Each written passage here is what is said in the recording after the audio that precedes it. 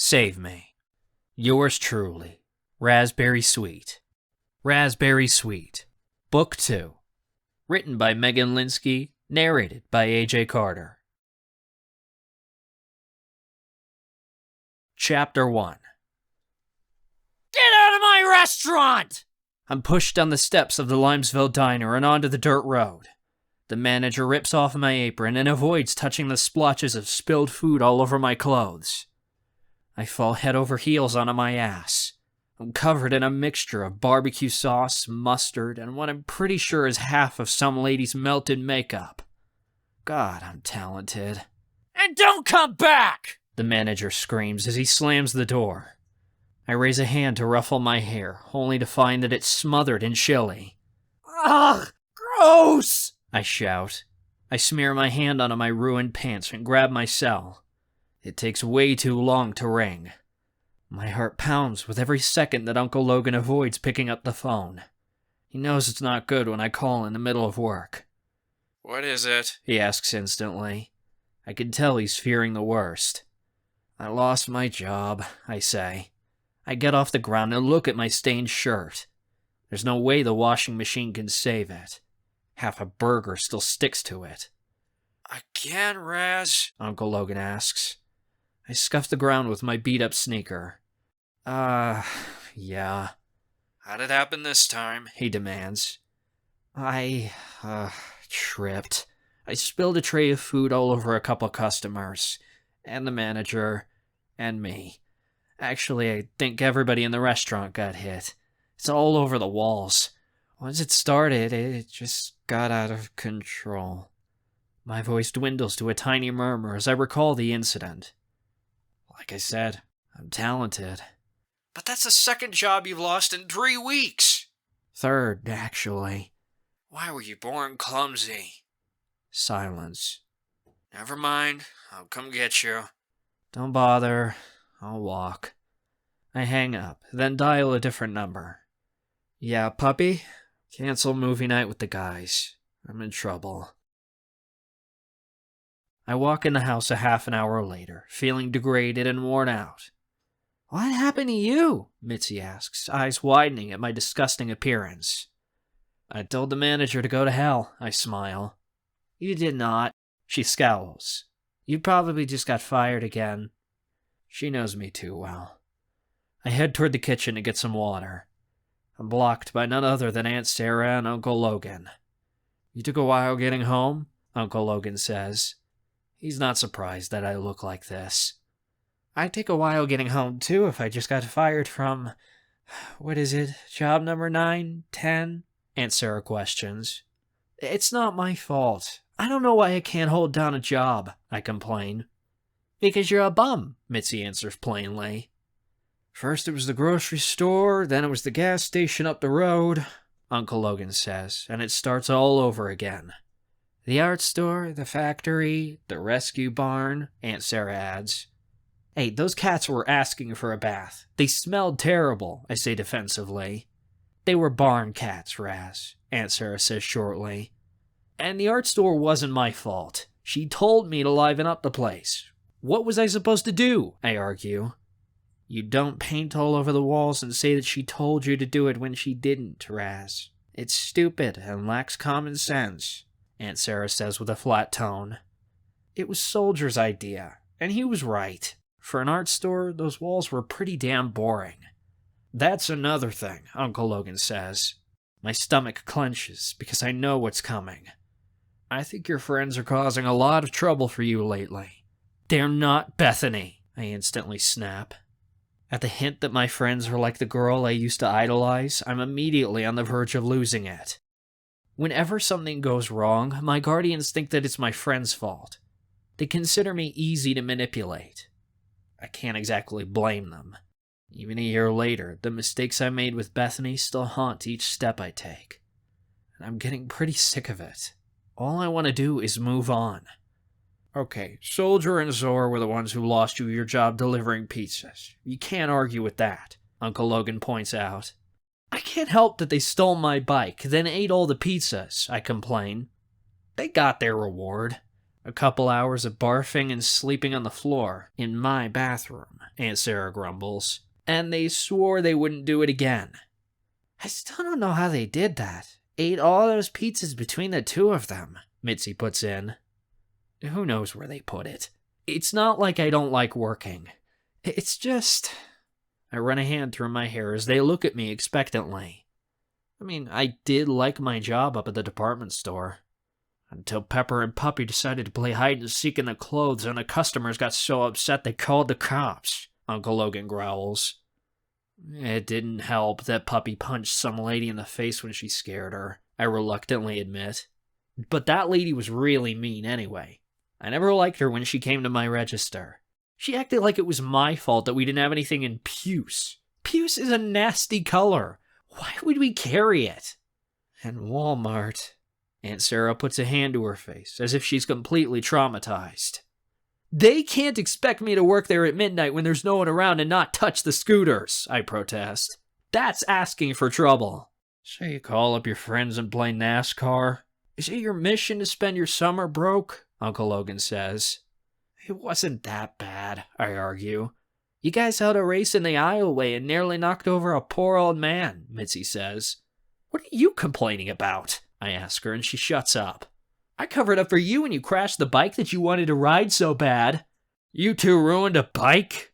Uncle Logan's eyes bug out of his head. I look up at the ceiling. I didn't tell you about that?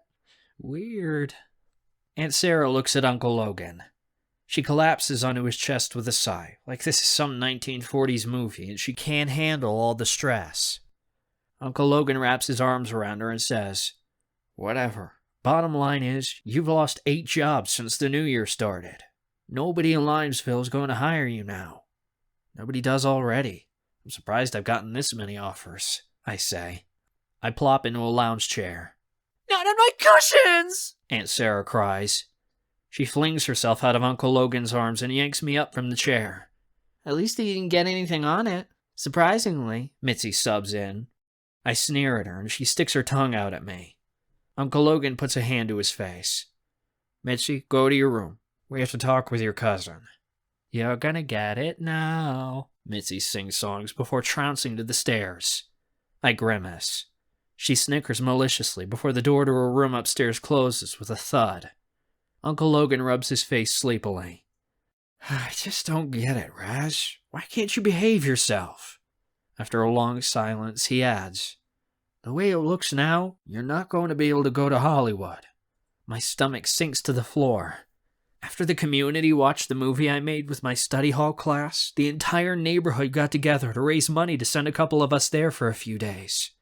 They picked Puppy and me, since we were the lead roles, and are paying for over half of our trip. We have to fund the rest. Now it looks like I'm not going to be able to go. What? No! I have to go to Hollywood! Me and Puppy have been planning this for months, I beg. Raz, we're stretching our paychecks as it is. We already told you. You have to help pay for it. But you won't be able to if you can't keep a job, Aunt Sarah says. Is it your ADHD? Do we need to up your medication? I don't need to be drugged all the time.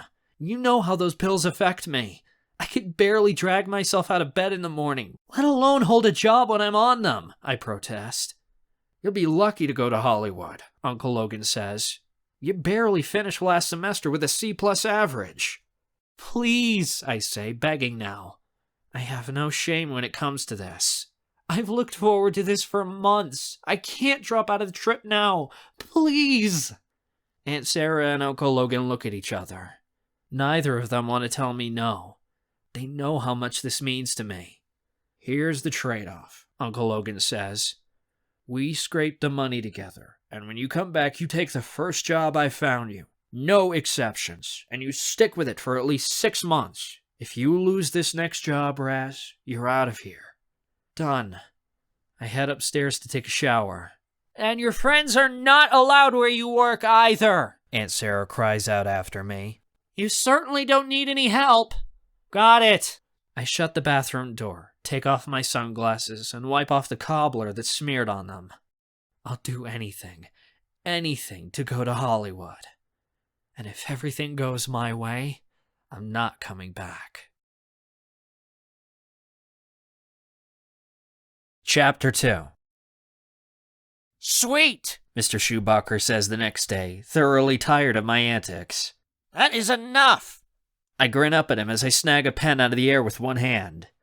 It's the class after study hall, my least favorite. Science.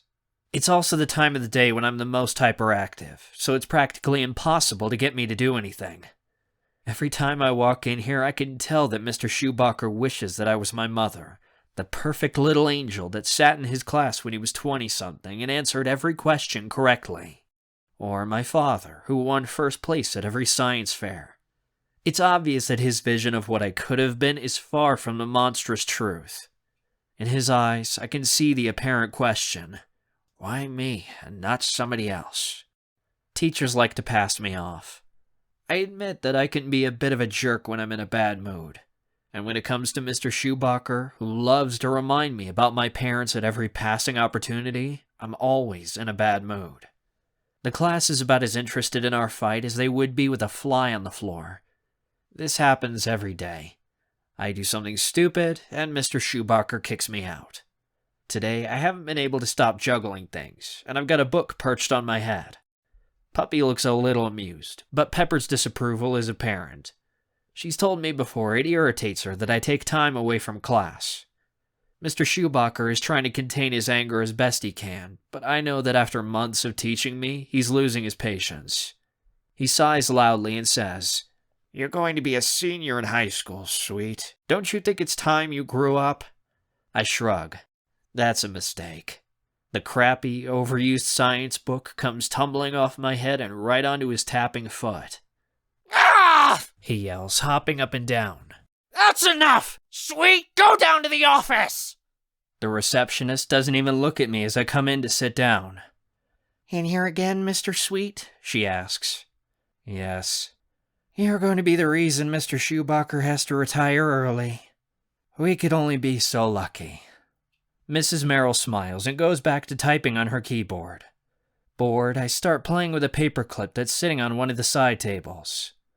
I wriggle it until it flings out of my hands, nearly hitting Mrs. Merrill in the nose. She flings herself backward, away from her desk, then gives me a glare. She fixes her glasses and lets out a loud sniff. "Sorry," I apologize. "You want me to—" "Sit. Be quiet," she demands, pointing at me. I slump in my chair and watch as the minutes tick by slowly.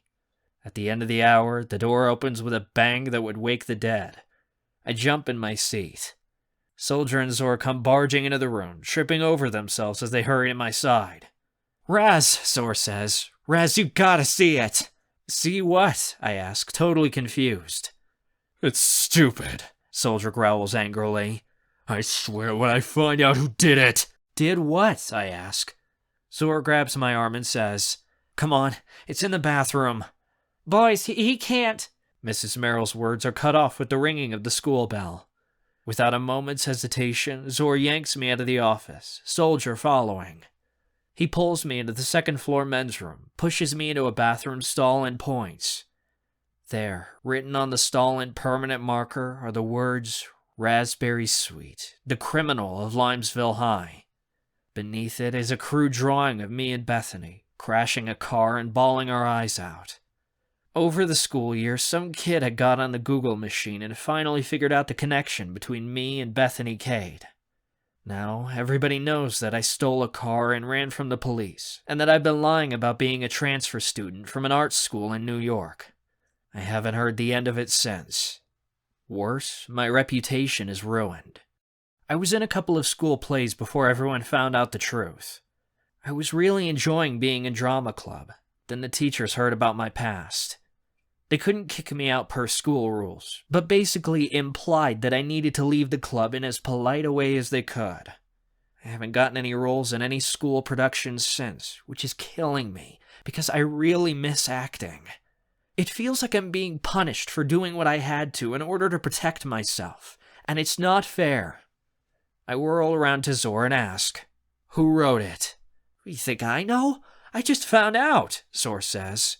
"Half the school is talking about it. Nobody knows who put it there."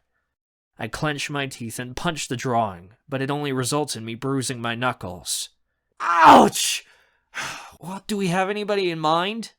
I can't think of anyone who'd be purposefully out to get you. Mess with you, maybe, Soldier says. Yes, because calling me a criminal is so playful, I snap. Dude, calm down, Soldier says. He goes to put a hand on my shoulder, but I shrug it off. I already told a teacher, Zor says. The janitor is going to paint over it this afternoon.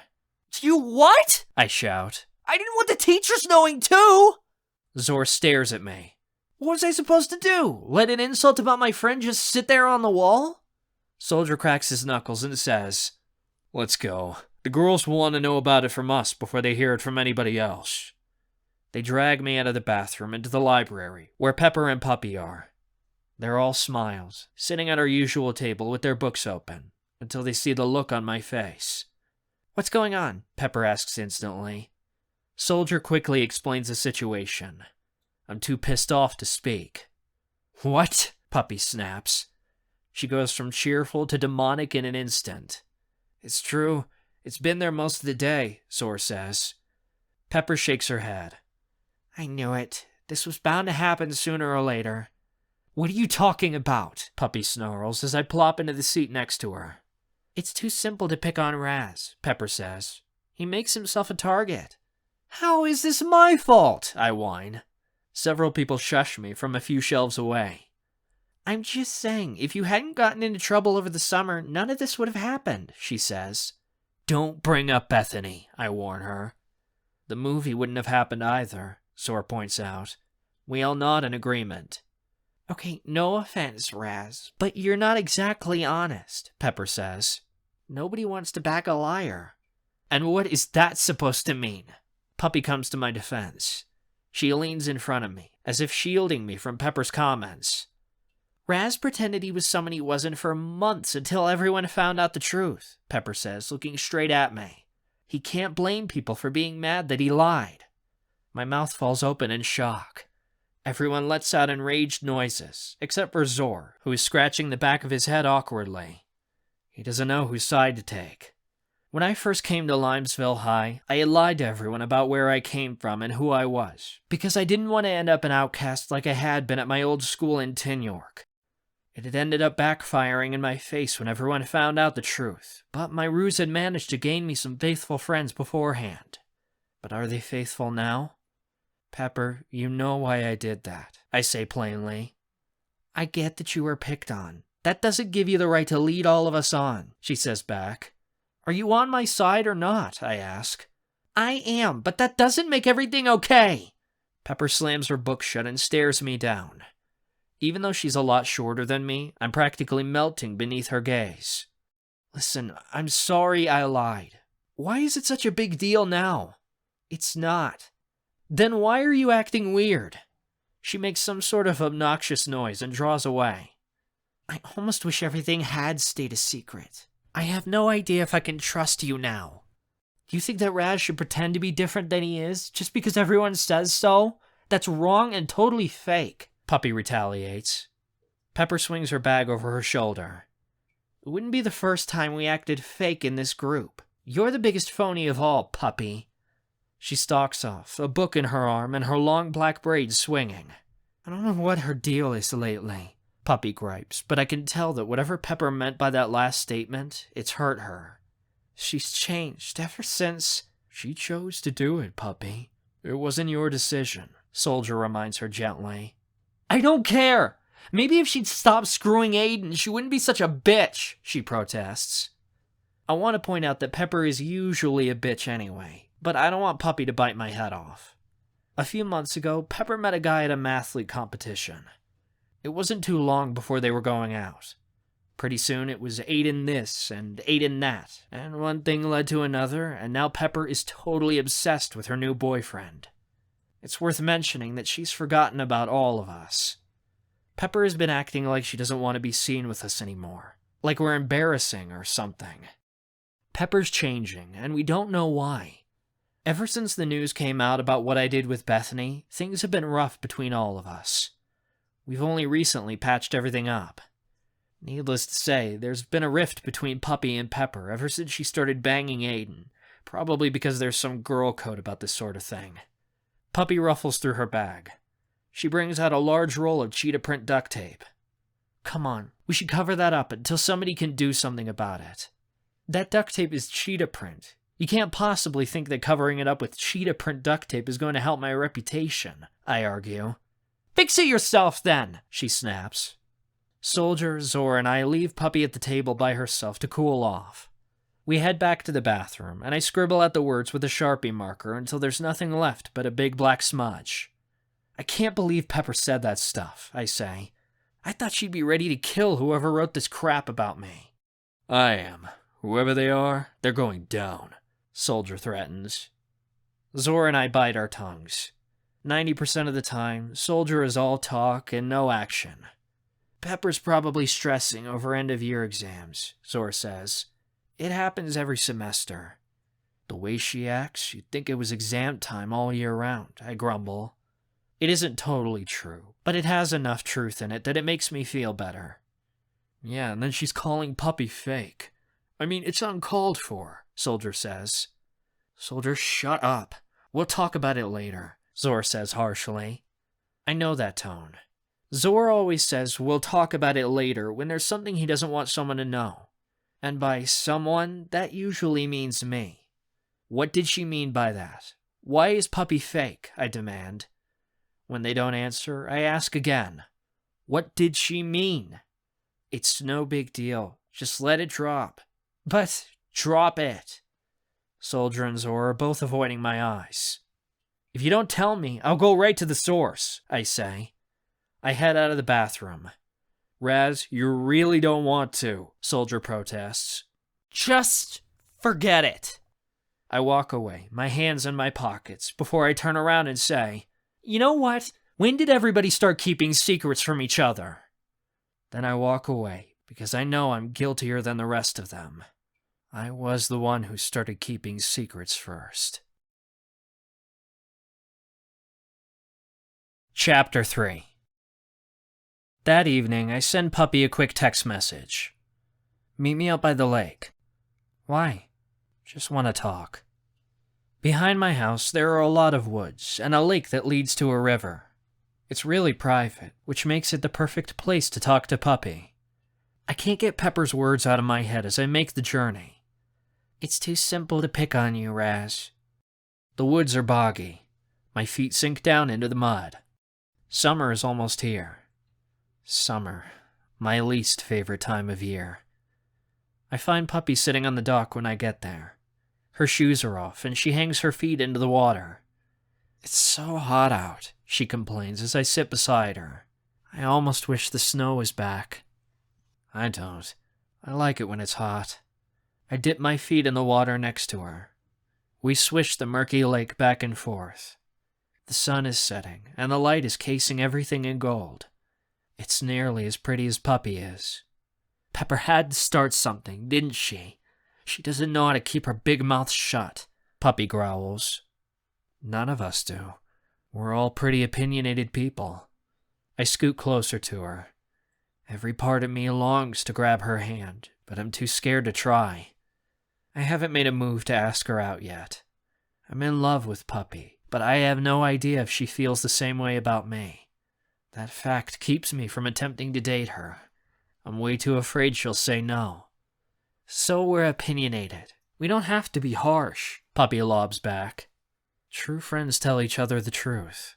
So when it comes to telling everybody off, she uses that rule. But when it comes to her and Aiden, it doesn't apply? She lied for weeks to us about him. She told us she wasn't seeing him when she was. I lied first. You know that. Why are you defending her? I'm right. I keep my eyes fixed on the water. Come on, Puppy.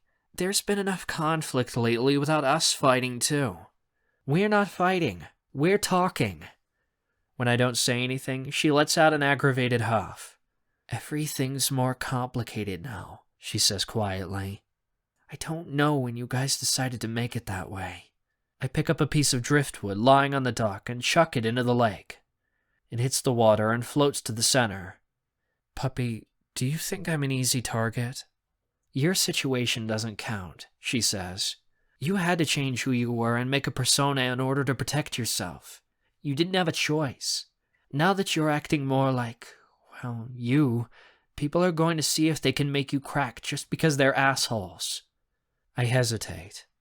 Puppy's the only one I've told my biggest secret to. When I came to Limesville, I created a character I called Razberry Sweet and portrayed him throughout the school year in order to avoid being bullied.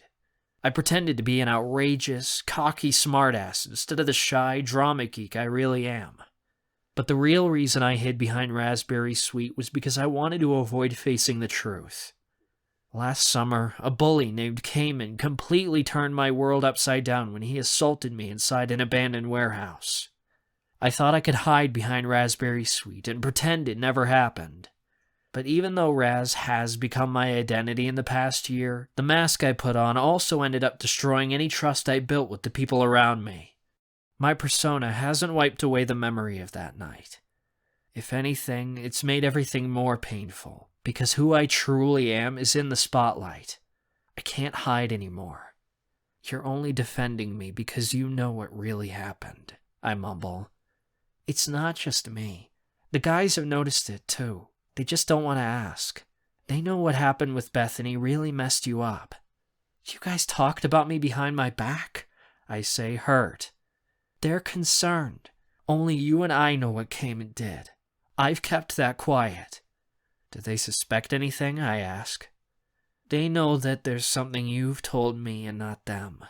They say they don't mind, but I can tell that they do. I don't want this to be the secret that tears the group apart. Pepper is bad enough. This is completely different. You didn't have a choice, Puppy says. You telling the guys about what happened is your decision, not anyone else's. Is it my fault, though, that people push me around? Maybe Pepper's right. I should have acted tougher at Tin York, and then maybe Cayman wouldn't have. If you're a victim, you're not at fault. Period. I just might punch Pepper for that statement. Puppy bunches her hands into fists. She has no idea how deep that statement goes. Don't start anything, I warn. Please. We've got enough to deal with as it is, with Soldier nearly getting kicked out of his house and all. Puppy makes an obnoxious noise and rolls her eyes. I don't understand that either. If he did what he was told, he wouldn't be butting heads with his family. Yeah, well, you know him. He won't change unless something really stupid happens. Do we at least have a place for him to go if he does get thrown out? I know he can't stay at my place, at least not longer than a few days. I think Zor's house would be the best option. I don't think it'll ever get that serious, but you never really know. Zor's parents don't want to take him, I point out. But according to Zor, his parents don't want him living there either. His parents were always such nice people. I don't get how they started fighting. When I went over there as a kid, they were the poster people for perfect families, Puppy sighs.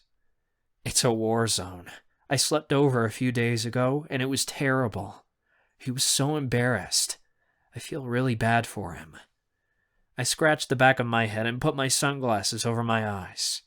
At least I'm not the only one having problems. Soldier's been fighting so much with his parents that they're threatening to kick him out. Zor's parents are fighting so much with each other, he's thinking of moving out. High school is tough for everybody right now. It's not like any of this is our problem. I don't know why we're dealing with it. It isn't our business. We should just stay out of it, Puppy says. I nudge her shoulder. I know I haven't been in the group very long, but you guys are my first real friends. The way I see it, we're practically family. We help each other, no matter what. She smiles. You have a good heart, Raz, and you care about everyone. I think that's what gets you picked on more than anything else, even if you can be a little weird. Being a softie makes you a target. I'm not weird. I duck down and splash her. Water soaks her t-shirt. I try to keep my eyes on her face. Oh, so you want to be that way, huh? She reaches down and splashes water at my face. I duck and it goes splashing under the dock. Oh, no way. Raz attack, she says with a smirk. She grabs my face and pushes me into the water before I have a chance to resist. I open my eyes to see through the murky lake water. Puppy's mischievous face is above me, the sunset beaming all around her like a halo. My head bursts out of the water. I inhale, looking around for Puppy. See you tomorrow, Raz, she calls out, already at the edge of the forest and heading toward her car. I shake my head as I drag myself back on shore. I'm dripping wet, but on the inside, I'm glowing. Puppy just flirted with me. Maybe this means that I'm making progress with her. I really, really hope so. As I wring out my shirt, I remember that I'd forgotten to ask her what Pepper meant about her being fake. But whatever. It's not like it's anything important. If it is, my friends would have told me by now. Puppy wouldn't lie to me. On Friday, we usually go to the mall. After school, me and the rest of the gang pile into Soldier's old Mustang and head to the mall to hang out. Get in, Soldier says, opening the back door to his car. Or are you guys going to walk? This is disgusting, Puppy whines as she clambers into the back seat with me. The garbage in the back of the car is up to our knees. There's fast food bags, papers, pillows, and everything else back here, including the kitchen sink. Make sure you're buckled in or you'll be swallowed whole, I joke as Soldier pulls out of the school parking lot and onto the road. I double-take when I look at the floor. Is that the paintball gun I broke last year? It's not me that's made the mess. It's everybody else that rides in here, Soldier insists. I've had a petrified hamburger. Gross, Zor cries from his seat up front. He picks up the burger and pitches it out the window. We laugh as we watch it bounce along the concrete until it finally rolls to a stop along the side of the road. Okay, so I forgot my lunch was there. Sue me, Soldier says as Zor tries not to vomit. It was kind of wrong to leave Pepper out of this one, guys, I mumble from the back seat. My knees are crunched up to my chin because of all the crap that's back here. She won't notice. She probably has her face glued to Aiden's, Puppy says nastily. Jackpot, Zor shouts as he digs around his seat to find a full liter of pop lying around on the floor. He immediately screws off the top and starts chugging it down. He drinks half the bottle in one sitting. Zor, quit, Soldier says, and he tries to nab the bottle from him. Pass it back here, Puppy asks. Zor does. Puppy snags it from him, taking a gulp and then handing it over to me. This is so sanitary, Soldier says. Everybody just drinking out of the same bottle. Oh, shut up. No more unsanitary than riding in this E. coli specimen of a car, Puppy says. The soda comes flying out of my mouth as I start laughing uncontrollably. To my embarrassment, the soda wells up out of my nose and all over Puppy. Smooth, Raz, I think. You're such a lady killer. Ah, Raz, it's all over me! Puppy squeals.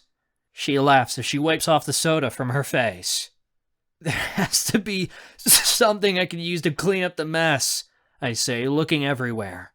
Use Dahlia's pants. She left them in here last time, Soldier states.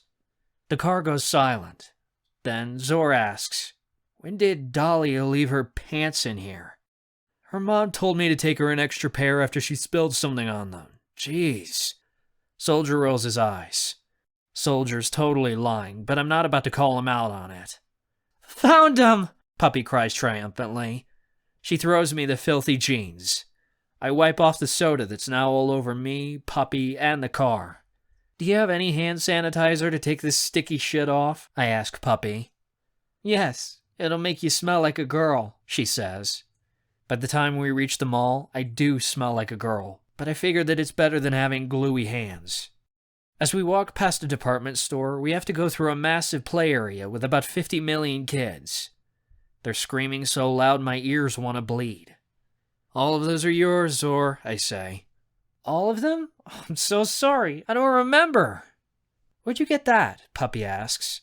She points at a big bag full of red-colored popcorn that Soldier is carrying. It's a new store down the way. I got this for $1. Might as well try it, right? He says. Ugh, Soldier says, hacking on his popcorn. I shouldn't have gotten the hot stuff. They sprinkled chipotle pepper on it.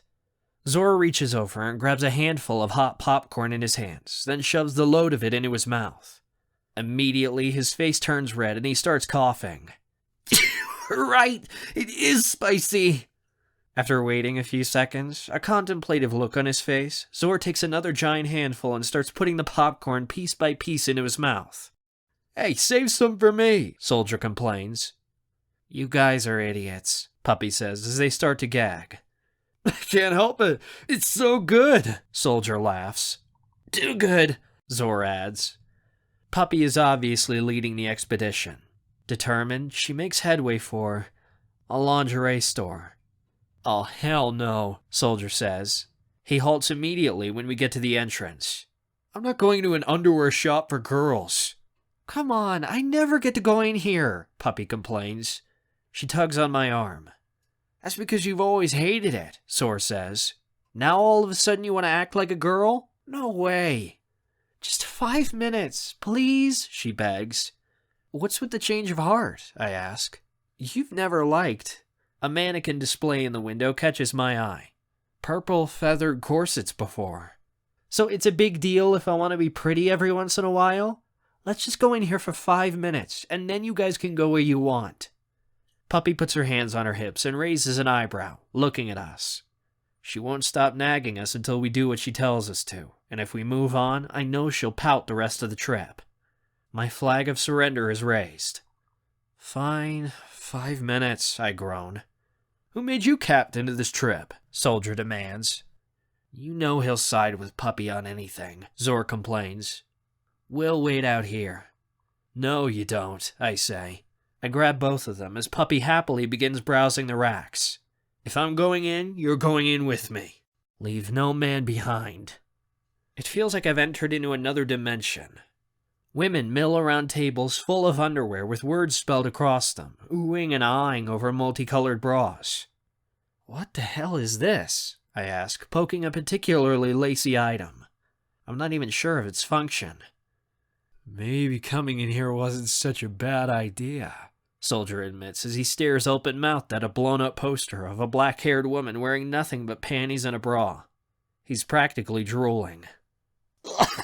I can't breathe, Zor says. He chokes on the clouds of perfume that are rising from the counters a few steps away. You'll survive, Puppy says. She grabs a pair of neon green panties with pink hearts on them and turns to me, asking, How do you think these would look on me? An image of Puppy in those underwear pops instantly into my head. My cheeks turn red and I say, they're, cute. I don't want cute. I want sexy. What about these? She asks.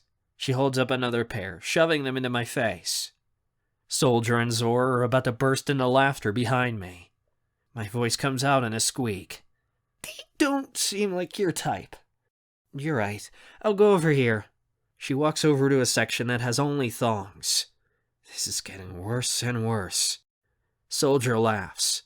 Don't seem like your type? What are you, her gay best friend?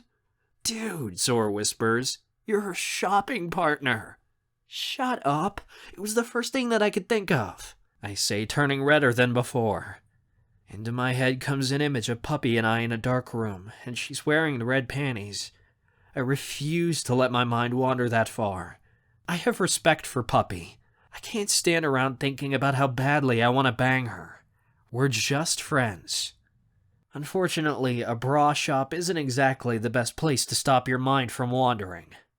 I try thinking of cold showers until Puppy finally says, I'm bored. Let's go. Fine by me, Zor says. He practically charges toward the exit. But we just got here, Soldier whines.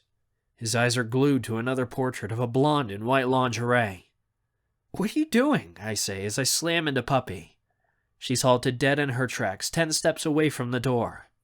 I'm taller than her, so I look over her head and see exactly what the problem is. Mamie Mason is next to a neon pink display, decked out in a yellow dress and carrying a purse that looks like it's hiding Noah's Ark. Mamie's coming. Let's hide, Puppy demands. She drags the 3 of us behind a rack of underwear. She peeks out warily, adding, Damn it, I should have known that this is the kind of place she shops at. I can't care less that Mamie's standing over there, but ever since Puppy and I kissed, the rivalry between her and Mamie has only grown, and I don't want to make it worse. So I keep my mouth shut. Come on, Puppy, it'll be all right, Soldier says. Just say hi and walk on by. What harm can she do? Puppy lets out a big, dramatic sigh, but snaps her mouth shut when Mamie spots us hiding behind the display. Busted. Hey, Mamie says weakly, with a bit of a smile. What's going on? The other three might as well not be here. Her eyes never leave mine. It's like she's speaking directly to me. I open my mouth to say something, but one of my friends butts in first. We were just leaving to, go see a movie, Soldier invents wildly. Do you mind if I come along? Mamie asks, and Puppy's face reddens. I'm by myself and I don't have any plans. It'd be fun to hang out with you guys. Just by looking at her, I can tell she's really lonely. She really wants to hang out with us. Ever since she dumped Mr. Wonderful, the guy who slapped her a few months ago, she's been alone most of the time at school. From what I heard, her friends ditched her when she told her abusive boyfriend to hit the road.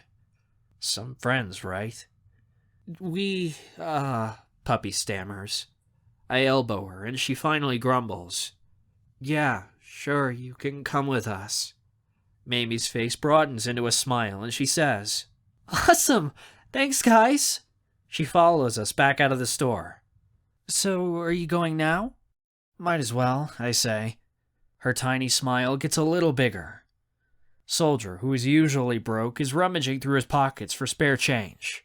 Hey man, hand me a 10, he asks Zor. No way! You still owe me 20 from last time, Zor protests. I just need a couple bucks, come on. Mamie is awkwardly trying to find her way into the circle, hovering back and forth between me and Zor. Puppy gravitates my way, cutting her off. What movie do you want to see? Puppy asks. Oh, there's a new one out, a thriller. We should all go to that, Mamie bursts out enthusiastically. I'm feeling like a comedy myself, I put in. We saw a comedy last time, Zor complains, but the death stare Puppy gives him is enough to keep him quiet.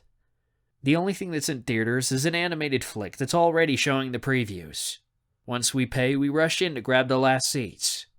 Back off, sister. He's sitting by me, Puppy says as Mamie tries to take her place on my left side. I'm sorry, but I was here first. Mamie smiles politely, but I'm not fooled. She's not about to let Puppy push her around. Ladies, please, there's enough room for two, I say in a hopeless attempt to lighten up the situation. Stop being such a chick magnet, Soldier teases on my right. I'm sorry, but when you're this good looking, it happens naturally. I laugh, trying to defuse the bomb that's about to go off.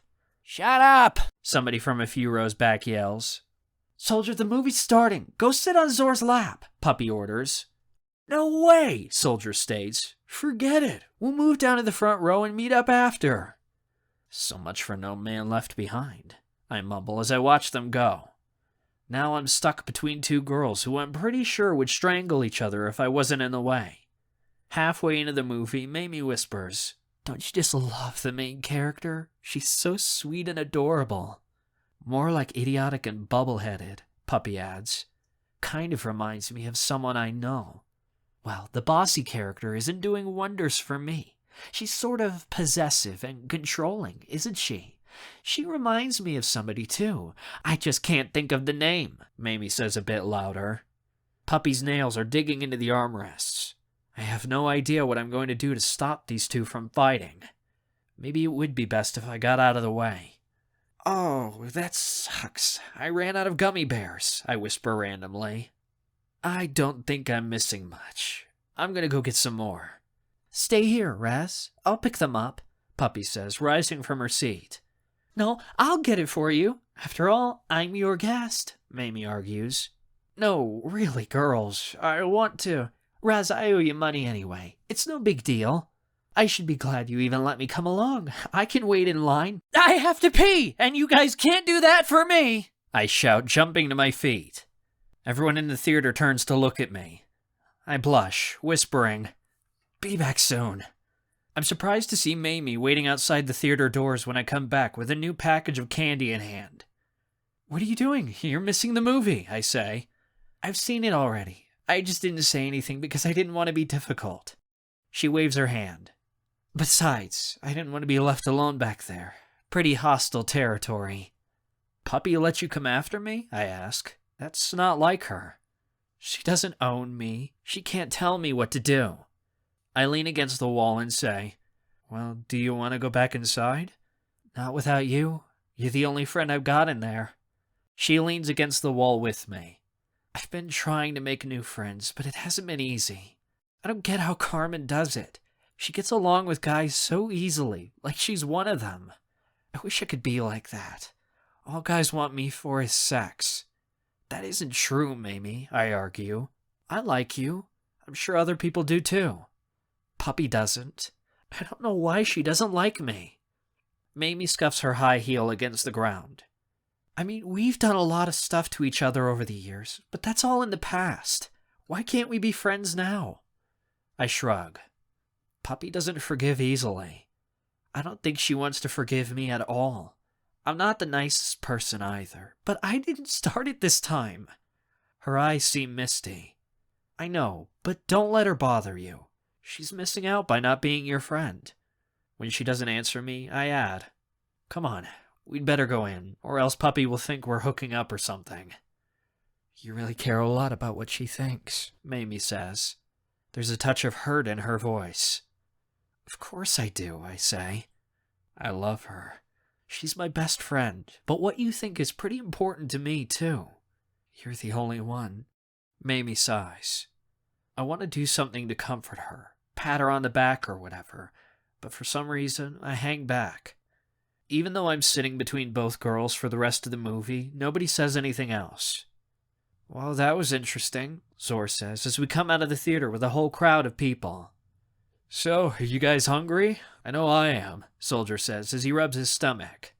You just borrowed $7 off of me to pay for the movie. You don't have any money for food, Zor argues. I'll just have to borrow some more then. Fine. Actually, I have to go, Mamie says quickly. But it was cool hanging out with you guys. Yeah, maybe we can do it again sometime, I offer. Okay. She smiles, very slightly. See ya. Her dress flounces up and down as she hurries away. It crosses my mind that Mamie feels really alone.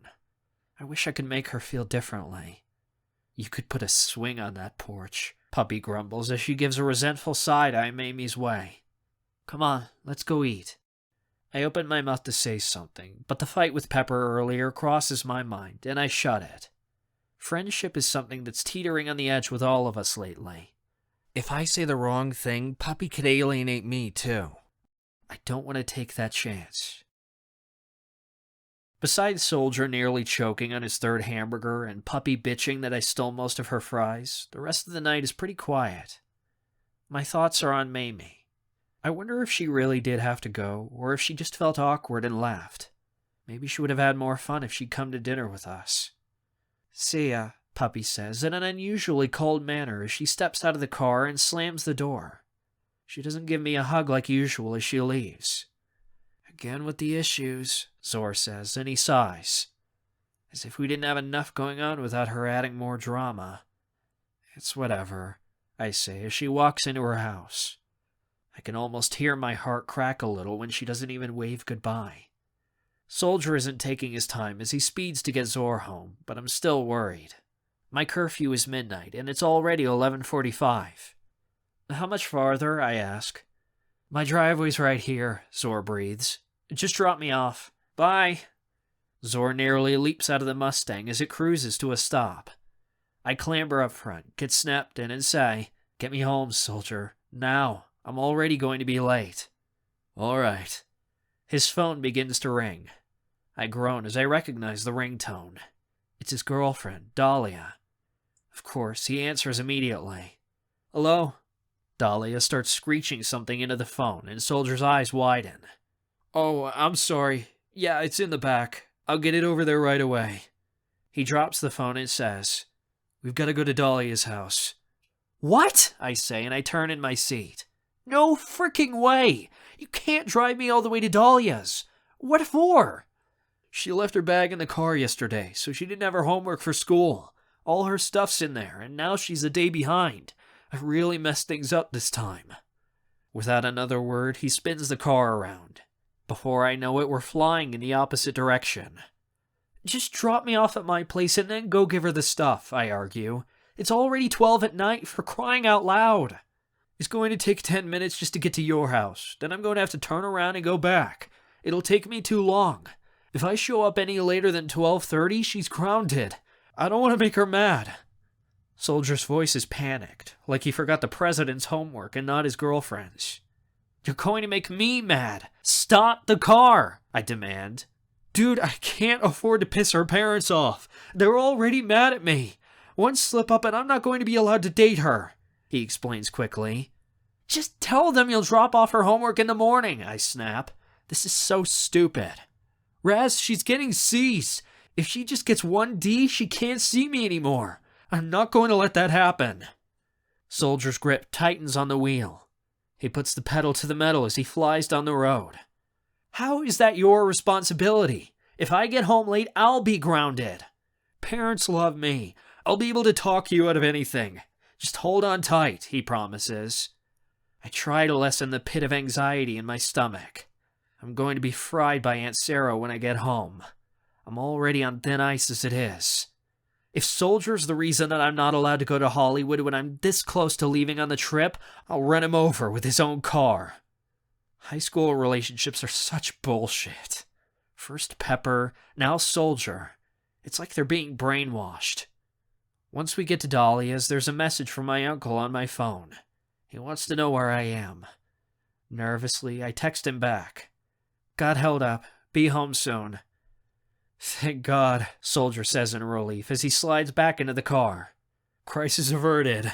For you, maybe, I shout. What the hell am I supposed to tell my uncle when I walk in the door at 1 a.m? I'm so pissed. Jeez, don't bite my head off. Calm down, prima donna, he says. He checks his gauge and says, I need gas. Let's pull in here. Soldier, I whine as he turns into a gas station. He turns his car off and says, Come on, man, you're already going to be in trouble. I can't get you home if I run out of fuel. He's right. I'm already going to get grounded once I walk in the door. I guess I might as well enjoy the freedom I still have. As the car is filling up, Soldier reaches into the dashboard and pulls out a lighter and a pack of cigarettes. Soldier, you know I hate when you do that. Don't smoke in the car, I complain. He ignores me. I shake my head. He notices. For crying out loud, Raz, you sound like my mom. I'm not Bethany, he shouts. You don't need to worry about me. I lean my head against the window. I feel like a freaking prisoner. He clicks the lighter to ignite the cigarette. The flame shoots up, nearly setting the car roof on fire. Turn it off! I scream, leaning away from the flame. I really am going to die in here because this asshole is going to kill me. He clicks the lighter and says, Bit too much fluid in there. Well, now that we nearly died tonight in a blazing inferno. Seeing the look on my face, he adds, I need to smoke, Raz. My family's really starting to hate me. First thing I heard this morning when I got up is screaming outside my bedroom door. It helps to stop the stress. I know you don't want to go home, but if I stay out much longer, I'm going to get skinned, I tell him. He takes a hit. I don't see why you'd get in trouble. I mean, you're a pretty good kid. You guys don't get it, I say. My aunt and uncle are really on my ass lately. Look on the bright side. At least you didn't get burnt to a crisp, he jokes. I want to laugh along with him, but I don't. I've got a sour taste in my mouth. Chapter 4. The weekend can't go by fast enough. Tuesday's the day I'm supposed to leave for Hollywood, and with everything going on, I can't wait to get out of here. When I heard that Soldier got you home late on Friday night, I thought for sure your aunt and uncle were going to cancel the trip, Puppy says as we head down to lunch together on Monday. They didn't. They just gave me another lecture, I say, shrugging. About what? Choosing better friends. I shrug. Usual stuff. Too bad all of you couldn't come along to Hollywood, Puppy says as we sit at our table. Her eyes drift over to Pepper. I can tell that even though Puppy's still mad, she's trying to make up. I'm going into the army. I don't have time. My recruiter is supposed to call me tonight, Soldier informs us. Will you still be here when we get back? I ask, worried. Oh yeah, I've got at least 6 months before boot camp. I've just got to prepare, work out and stuff, he says. I'm going to be playing piano for the theater down the road during the summer and helping out with the orchestra. I'll be busy, Zor adds. What about you, Pepper? Puppy asks in her kindest voice. It doesn't sound real, coming from her. Pepper has batches of homework spread all across the table, making it so none of us have any room to eat. I've got a science program at the local university that I want to participate in this summer, Pepper says. I could get my tuition paid for if I play my cards right. I don't have time to be chasing a long shot. This cuts across me deeply, and everyone knows it. Puppy goes to speak up, but before she can, I say, if you don't like sitting here, you can move. Gladly. As if she's been excused from some giant obligation, Pepper gathers her things and moves to the good girls' table a few rows down. Silence. Wow, Raz, I've never seen you snap like that, Soldier says in surprise. I have my moments. Who does she think she is, anyway? For crying out loud, we're her friends. I cross my arms and lean my chair back on its hind legs, irritated. I know my chances of becoming a successful actor are 1 in a million, but I've worked all year on getting the courage to believe in myself. I don't care if it's a long shot. If I have a chance, I'll take it. Do you guys mind if I sit here? A cheerful voice asks. I look behind me to see Mamie carrying a small salad. She gives me a hopeful smile. Go ahead, I say. I move aside to make more room. Everyone's welcome here. Yeah, jump right in, Puppy says grumpily. I nearly fall out of my chair. Rather have you than her, anyway. She jerks her thumb in Pepper's direction. Did something happen? Mamie asks, looking that way. Nothing out of the ordinary, Zor adds dully. Thanks. As Mamie sits, she adjusts her skirt. I notice Soldier tries to glance at her panties. It pisses me off. When he's done trying to catch a glimpse of her ass, Soldier says, Aren't your friends over at the popular table going to miss you? Mamie blushes. Oh, no.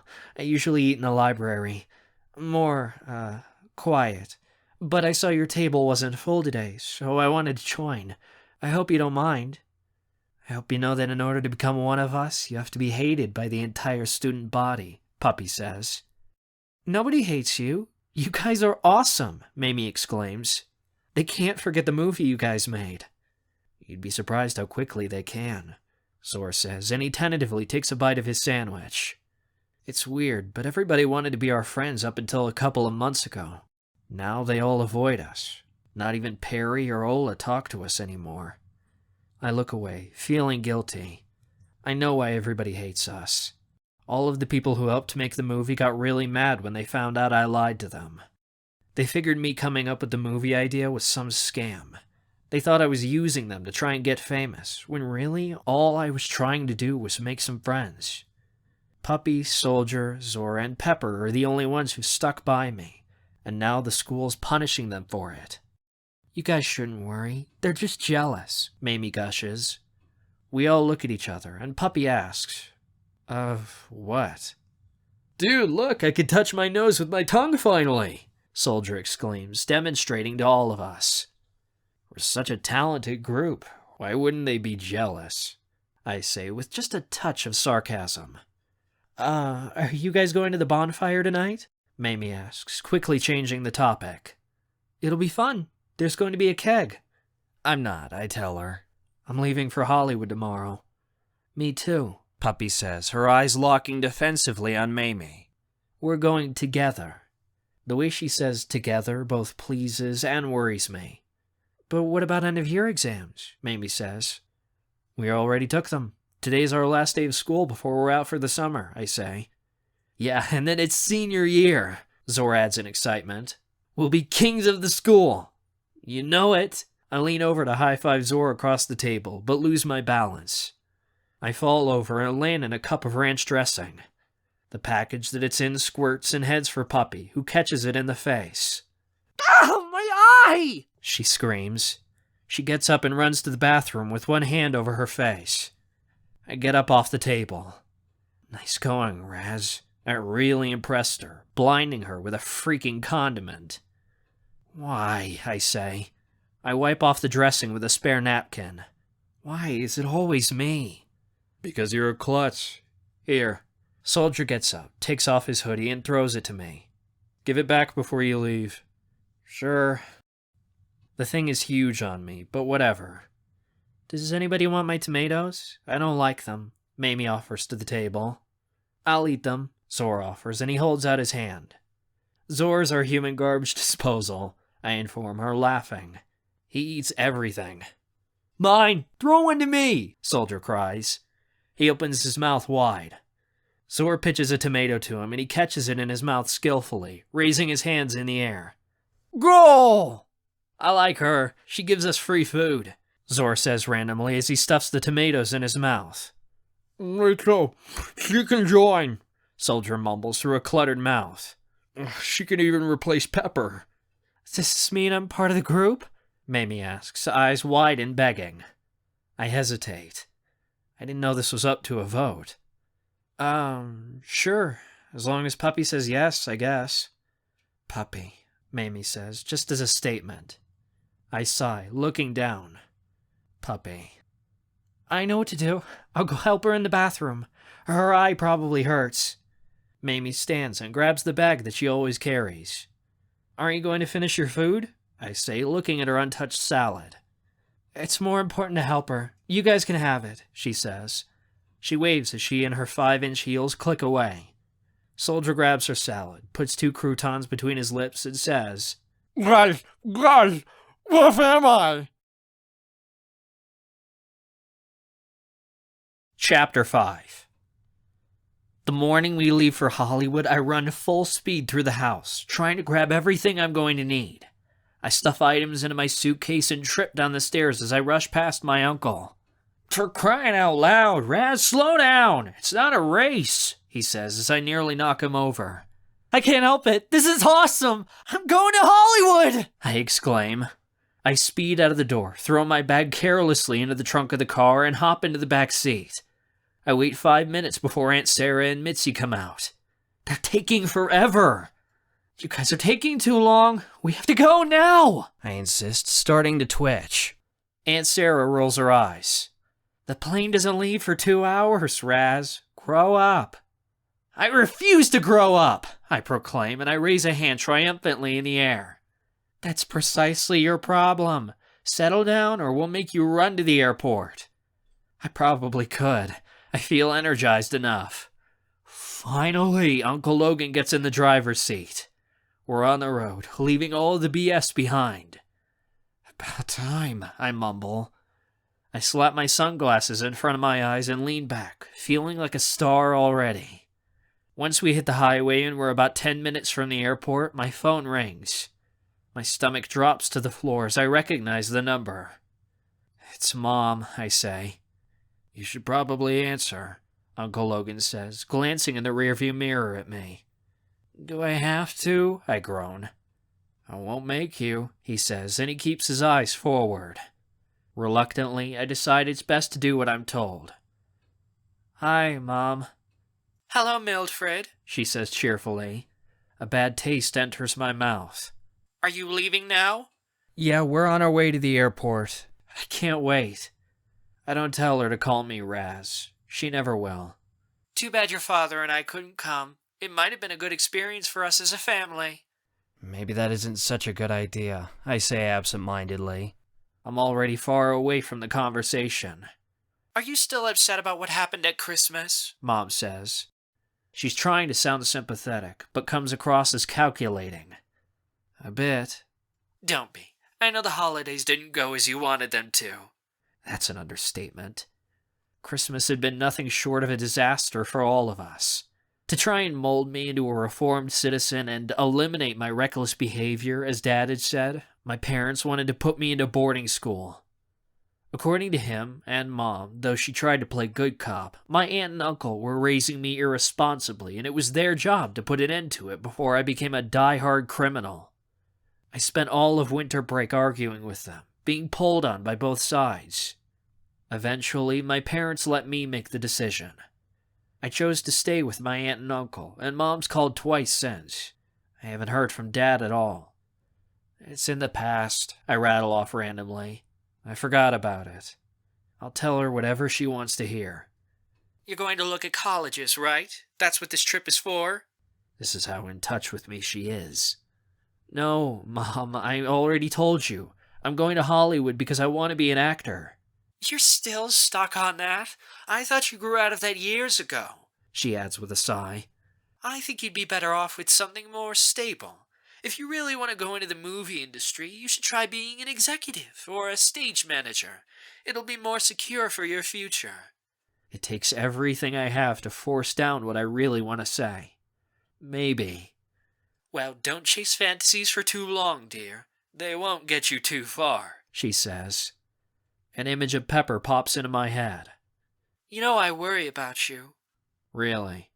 How can they worry about me when they hardly ever call? You've never been the brightest, dear, and with your disorder, it'll be hard for you to find a good job. It's too bad you didn't take after your father. Does Dad want to talk to me? I ask, hoping that he does and that he doesn't at the same time. He's very busy right now, but he'll call you later, Mom promises. Dad always says he'll call back later, but I can't remember the last time he did. Over the last year, I think me and Dad have said about 20 words to each other. I'm getting tired of him blowing me off, Mom. What are you talking about? Your father always wants to talk to you, she soothes. I bite my tongue. Yeah, right. My eyes scan everything we're passing by blankly. The trees, the road signs, the billboards. Hey, Mom, I've got to go. We're, entering a tunnel. She buys my lame excuse a bit too easily. All right, I'll let you go. Stay safe and make good choices. I will. I hang up, relieved that the conversation's over, yet sad that it's not what I wanted it to be. It probably never will be. I know they're not perfect, Raz, but they love you, Uncle Logan says. I roll down my window. If you think so. Puppy and her parents are waiting at the airport. We hope you came prepared, Puppy's mother says to me politely, though her cold gaze is eyeing me. Everything's packed, Aunt Sarah tells her, subbing in for me. I'm grateful she's able to speak up when I can't. Puppy drags me away from her overbearing parents, thankfully. You excited? She asks. She knows how much this means to me. I'm gonna piss my pants before we even get there, Pup. I never thought this day would come, I exclaim. Don't sit by me then, she laughs. When do we get on the plane? Relax, razzle-dazzle. You'll be famous soon enough. When they finally call us to board the plane, I give Aunt Sarah and Mitzi a quick hug goodbye. Be good, Raz, Uncle Logan says sternly. Don't get into any trouble. I won't, I promise. I have to be on my best behavior on this trip. Puppy and I are going alone, and I know her parents already hate me. If I'm going to change their minds about me, I have to show them I'm not a bad influence. Puppy and I sit together by the window. It seems to take forever for the plane to rise into the air, but once we do, I feel a whirl of exhilaration and freedom. Flying is amazing. But not for everyone, I guess. Puppy is clutching the armrest like a cat. Do you need a bag? I ask, concerned that she's going to vomit on me. I don't like flying much, she says, pale. Are you sure you'll be fine? I just have to get my mind off of it. She reaches into her carry-on and takes out a Hollywood gossip magazine for teens. It's got a pink border and kissing quizzes. I thought you hated those trashy rags, I say. Know thine enemy, she states. She begins studying it like it's the Bible itself. I don't know what's up with her lately, but Puppy seems different. Or at least like she's trying to be. From above, the cars and towns look like toys. Goodbye, Limesville, I whisper. Hello, Easy Street. In your dreams, Puppy teases. You wait and see. My name will be in lights. I know it. Puppy makes a sarcastic noise and flips a page of her magazine with a snap. I don't care if she thinks I'm being stupid. I have to believe in this fantasy, or no one else will. The first thing I notice as we step off the plane is that it's warmer. A lot warmer. When we emerge out of the airport, I see palm trees, tall buildings, and concrete. The second thing I notice is that it's not exactly what I had in mind. Where is everything? I ask, confused. What I'm looking at all around me is what looks like a standard city. Skyscrapers, the occasional restaurants, nothing really mind-blowing. What did you expect? Celebrities walking everywhere? Puppy asked sarcastically. We're in the outermost parts of LA. We've still got an hour drive to Hollywood. There's a car and driver waiting for us, paid for already by the scholarship. I look around as we get into the car and it drives off. We reach our hotel, an Italian-themed 5-story named The Glamour, after dark. California is too crowded, Puppy says, and she collapses into an armchair in my room. My room is pretty nice, but nothing elaborate. There are no golden tubs or grand pianos. Puppy is staying in the room next door. I agree with you, I say. Now that we're in the innermost district, the elaborate, shining city that I had in my head is a bit closer to the city that's right in front of me. This is more like it. Even though we could only afford a hotel on the outskirts of Hollywood, I can still see all the icons from up here. The Kodak Theater, the Chinese Theater, and even the Hollywood sign. I run onto the balcony. Look over there, it's Beverly Hills! That's where I'll be someday! I shout, pointing. Unless you have a private jet fly me to your house, I'm not coming to visit, Puppy jokes. Something hits me. Puppy and I have a week all to ourselves. A week where there's no drama. A week where nobody bothers us with stupid shit. Maybe this week I'll finally work up the courage to ask her out. I walk out on the balcony and take a long, deep breath. The air smells like musty gas and black smoke. It's nothing like the fresh air on the farm. Instead of silence, there are car horns blasting constantly. Lights project into the sky, and music is rising from somewhere in the distance. Satisfied but still a little confused, I pitch my bag onto the floor and head to bed. Is this really all there is? Chapter 6. The next morning, Puppy meets me downstairs in the lobby with a devilish smile on her face. We're sleeping in separate rooms. It was kind of lonely last night without her, but for some reason, she didn't want to hang out. She didn't tell me why. What are you so happy about? I ask. For once, she seems more positive than I am. Somebody got me a free salon visit to Lily's, the spa downstairs, she babbles. It'll be my first spa visit ever. So go, then, I say, and I lean against the wall. Here's the thing, though, she says. This is where her eyes get bigger. I don't have anybody to go with, and the certificate is for 2 people. So I was thinking... I shake my head. Absolutely not. Positively no way. Oh, come on, she exclaims. You're my best friend. It's practically required for you to come with me on a spa day. I'm not a girl. No.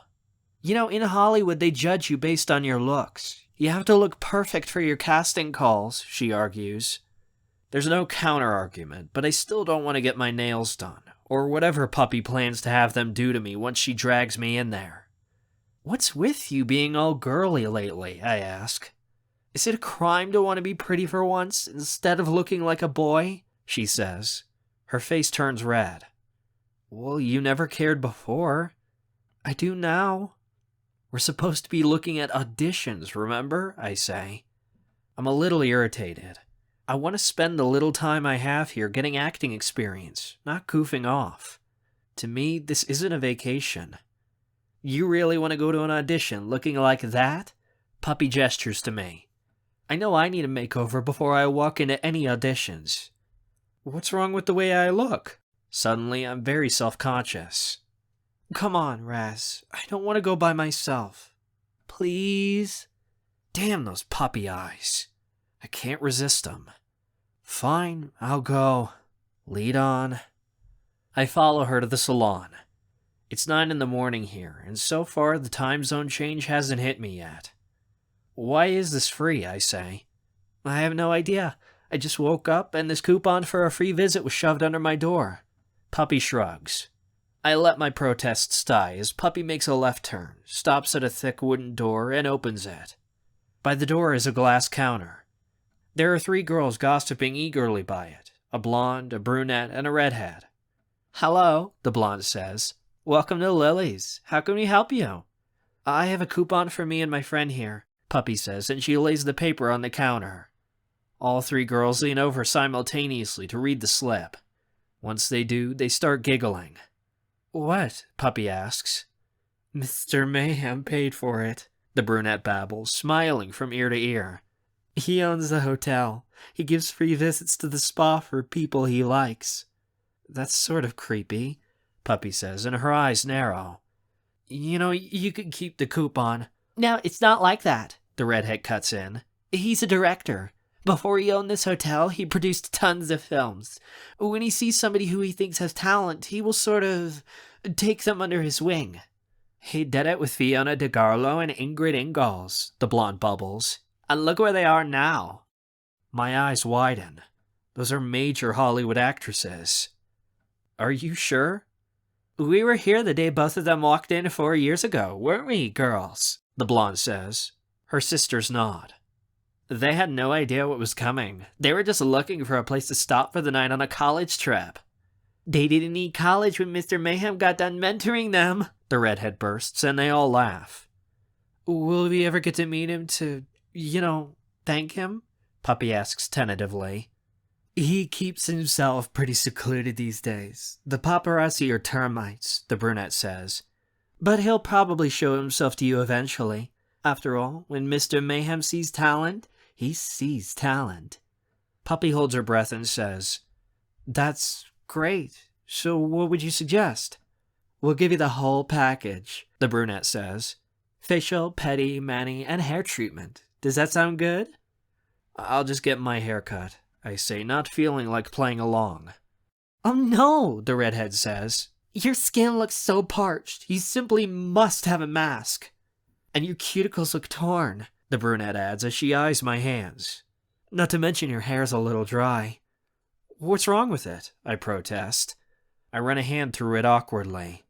All three of them look at each other like I'm some child who's done something cute and doesn't know it. Just leave it to us, honey. We're professionals, the blonde says. Hi, I'm Myra. Mads, the brunette throws out. And money, the red-headed triplet exclaims. Let's get started. Puppy smiles and says, I'm Carmen, and this is Raz. He's with me for the trip. Myra makes a cooing sound and says, Raz, what an adorable name. We've never had a Raz before. Mads says, Where are you from? Connecticut, I say. Practically the other side of the world. My cousin's from Connecticut. Mads smiles before her face becomes confused. Or is that Michigan?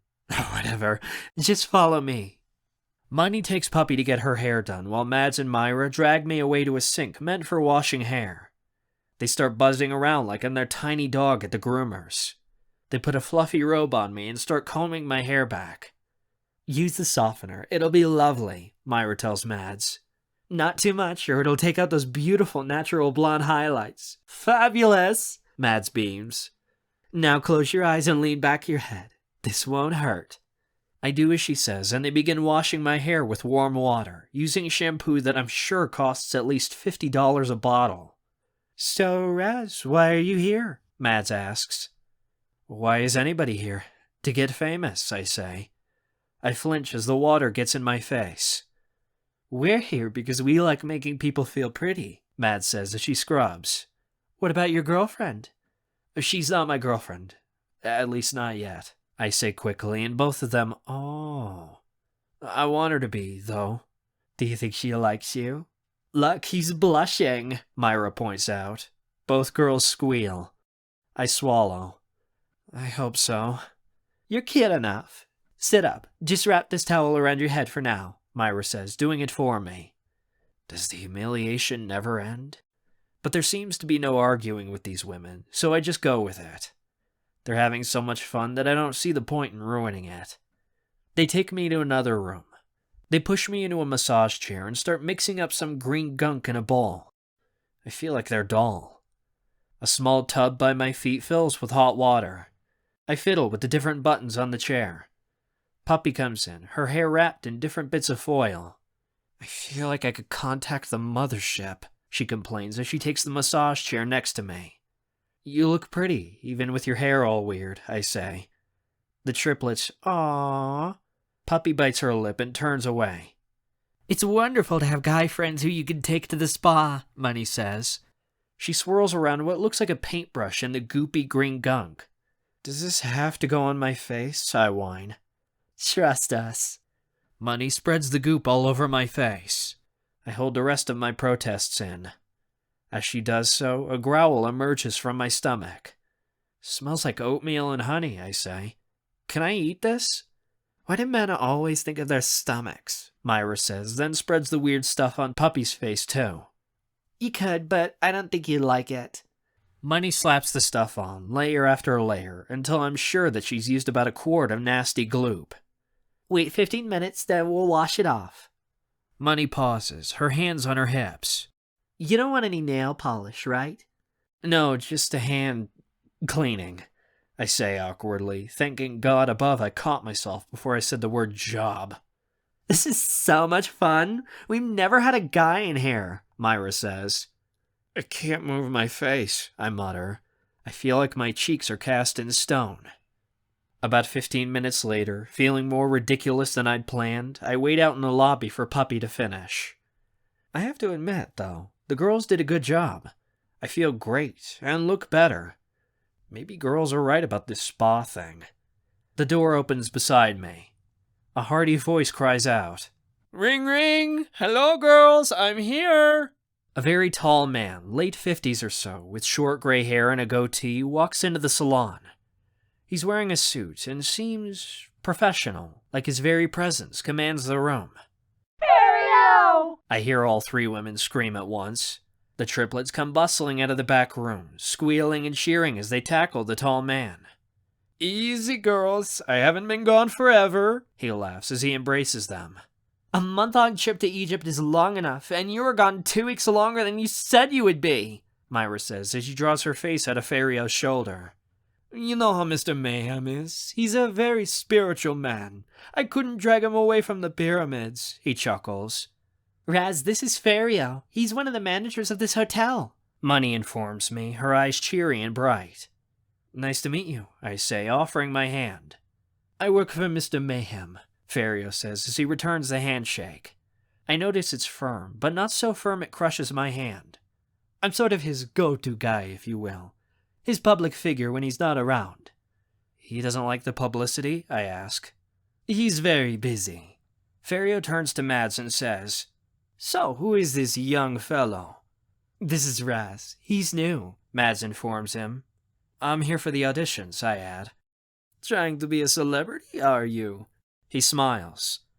Let me assure you that it's not all it's cracked up to be.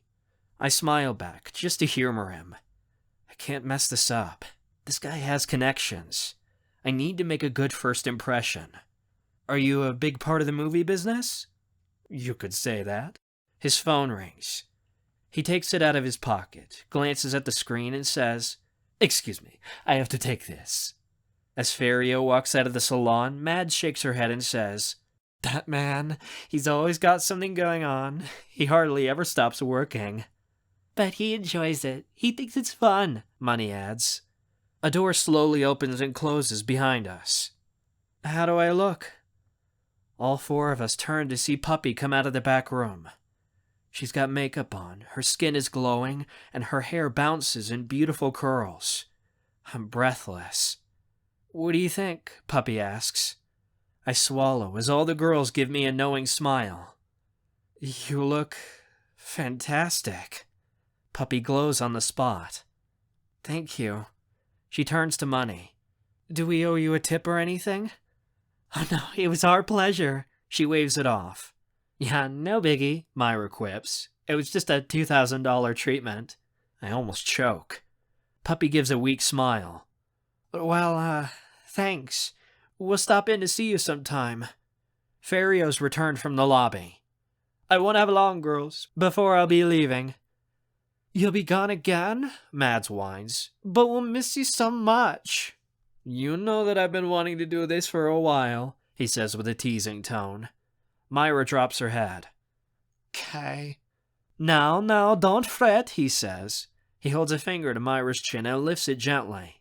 I'll still be here to walk you down the aisle. Yay! Myra cheers. For the first time, I notice there's a huge diamond engagement ring on her finger. I love you, Ferio. I love you too, darling, he says with a chuckle. His attention turns to Puppy, and he asks, "Who is this young lady?" "Carmen, sir. Carmen Diaga," Puppy says in a friendly, yet suck-up kind of tone that I've never heard her use before. It's kind of weird, coming from her.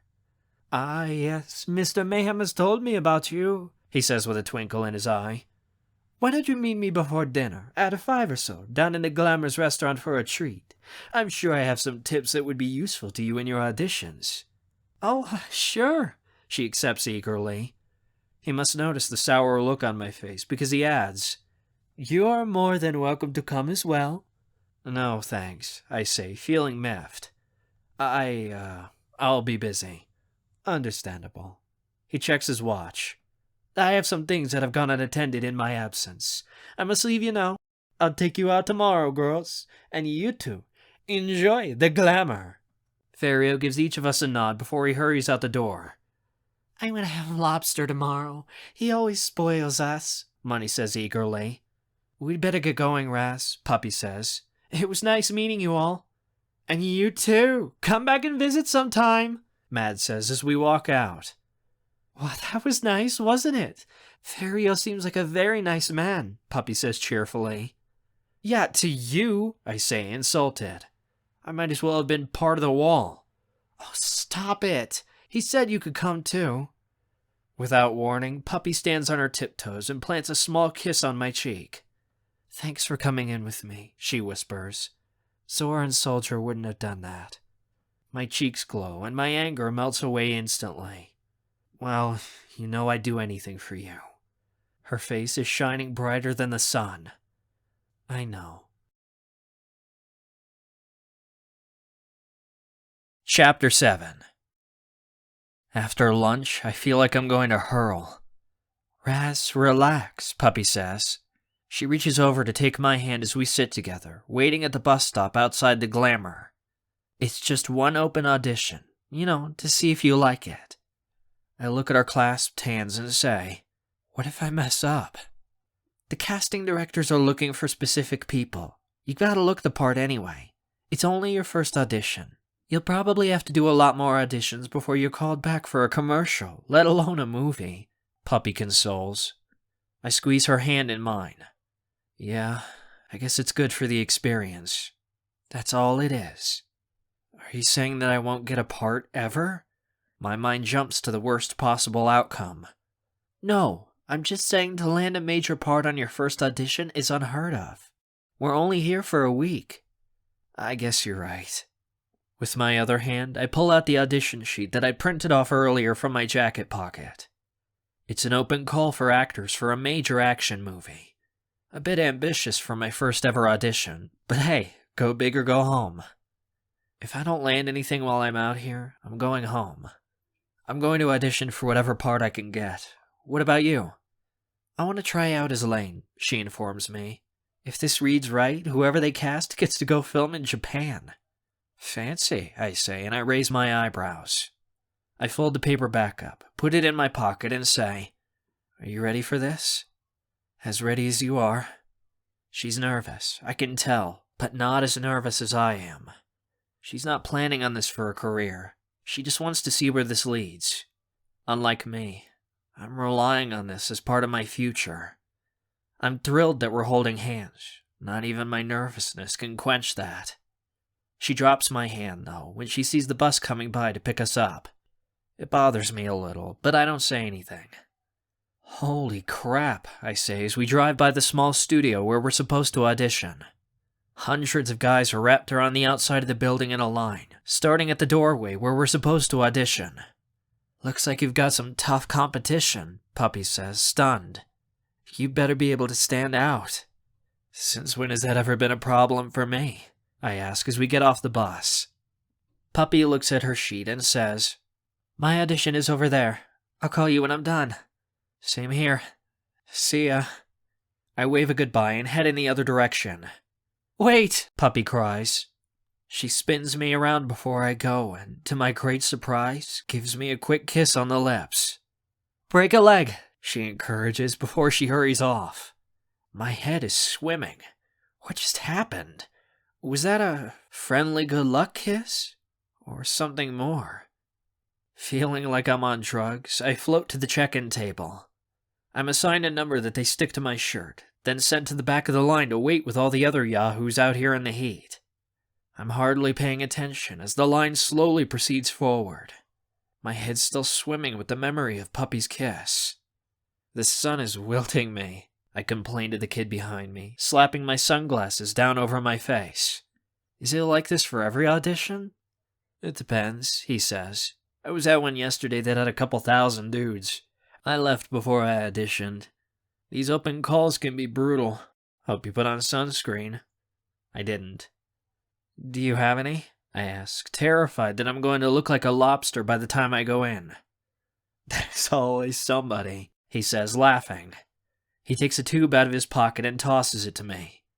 Did you forget water, too? You'll get dehydrated in this heat. No. He shakes his head sadly. The noobs are always the first victims. The line moves a tiny bit. How long do you think we'll be standing here, I ask. About 3 hours. You must be visiting from out of town. Why do you say that? I ask casually. You don't seem to know what you're doing. I don't look like that much of a noob, do I? Nah, you're fine, he says. He casually holds out a hand. I'm Luke. Raz, I say, shaking it. So they're going to have us read lines from the script, right? You're supposed to have memorized the dialogue already, Luke says. My throat seizes up. Oh, shit. I haven't... Hey, take it easy. I've got it right here, he says, holding a piece of the script out. No worries. Thanks, I say. I breathe a sigh of relief as I scan the dialogue over and over again quickly. Time stretches on, and even though I've been out here studying for hours, the lines won't stay imprinted on my brain. I'm totally gonna screw this up, I say to Luke. How do you do it? Just make sure you portray the character accurately, he says, and keep it cool. Dude, I'm so nervous. Don't be. Just act. How? Number 886, a voice calls from inside the audition room. That's you! Go! Luke gives me a shove. I stumble into a small room with white walls and gray carpet. Next thing I know, I've got 5 people ogling me and a camera in my face. A camera. Right. This is just like filming our movie. Nothing more. Razberry Sweet, the lady reads off my audition sheet. That's your name, correct? Yes. My mouth has gone dry. I need water. Any previous acting experience? A man asks, looking over his glasses. I made a movie once. I acted in it, but all of us put it together. Us being my friends and I'm already screwing this up. The man raises an eyebrow. The lady clears her throat. I see. Okay, let's see what you can do. Take a seat. She gestures to the folding chair behind me. I nearly trip over it before I sit down. Once I start reading, I botch up the first 2 lines. Perfectly all right, the woman adds. Try again. I manage to read off the rest of the dialogue from memory without making another mistake. Well done, the man says, and he writes something down. Are you nervous? A bit, I admit. My knees are shaking. It takes practice, the lady consoles. She stops the recording. Number 887? I take that as my cue to leave. God, that was horrible. I made a complete fool out of myself. Puppy is waiting outside the door for me when I come out. What are you doing back so early, I ask. I was wrong. It was actually a closed audition for the female role, Puppy says. I didn't have a letter, but they let me in anyway. I was the only person they interviewed today. I messed up bad, I tell her, unable to hold it in any longer. So, I messed up too, she says. I forgot the sentence after the first line. Besides, it's all about appearances anyway with these people. Our chances are 1 in a million. Yeah, sure. I give her a quick smile, though my insides just sink. It's only the first audition. It doesn't mean anything. Totally. Puppy checks her cell. We should get going. You stood way too long in that line. You look like a lobster. I sighed, defeated. Tell me about it. I follow her out of the crowded parking lot, angry at myself. I could have done so much better. But it was only my first audition. Next time, I'll make sure to get it right. I have to.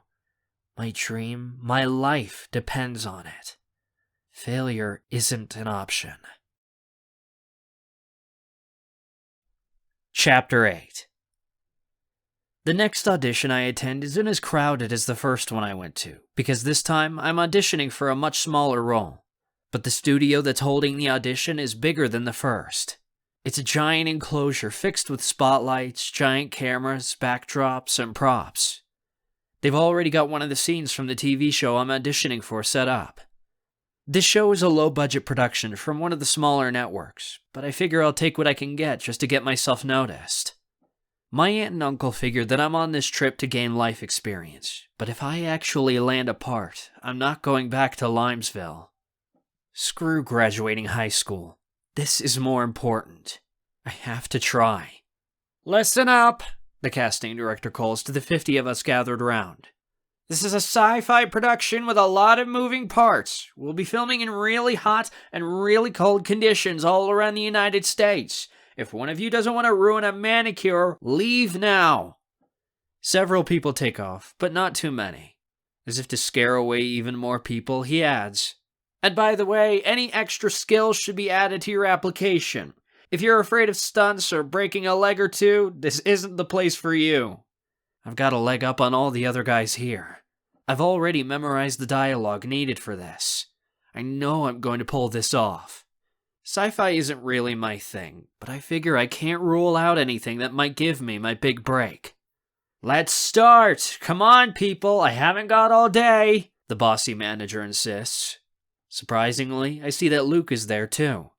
You're actually serious about this, he says when he notices me and shakes his head. You're in the wrong business, pal. What did you think, that I was going to give up after one audition? I ask. No, it'll take longer than that for you to give up. Luke grins. I roll my eyes. You go to every audition in town? That, and then some. I have at least 3 more today, and one later tonight, if I find somebody to take my place at this stupid party I'm supposed to go to. He grimaces. You're skipping out on a Hollywood party? I ask. It's boring. I've been to 1,000,000 of them, all at the same place. Whose? You wouldn't know him. He's not a big shot on screen yet, but if I don't show up, he'll make sure my reputation is trashed. Luke shrugs glumly. Why do you care if he's not famous? Because his parents are. They're big-name producers who haven't managed to get their no-talent kid a part yet. But if I piss them off, word will get around and I won't find a job. You better go, then. He won't know I'm not there unless I don't turn the invite in. He ignores me most of the time. As long as my name gets checked off the list, I'm golden. Is he really that insecure to keep track of who shows up and who doesn't? Luke makes a harsh noise. You have no idea. Why'd you get invited? He smiles. Kid's not stupid. He knows that eventually I'll land a part. An idea pops into my head. Mind if I take my place? Go ahead. You'll have more fun than I will. Luke takes an invitation out of his pocket and hands it to me. Just don't stay too long, unless you feel like getting arrested. No problem, I say, and I slip the envelope into my jacket. Puppy will be at her dinner with Fario tonight. She won't even notice I'm gone. Number 30, the casting director calls. I wave goodbye to Luke and go to the designated spot by a plastic spaceship. There's that stupid camera again. I stare into the lens, unable to escape its impenetrable gaze.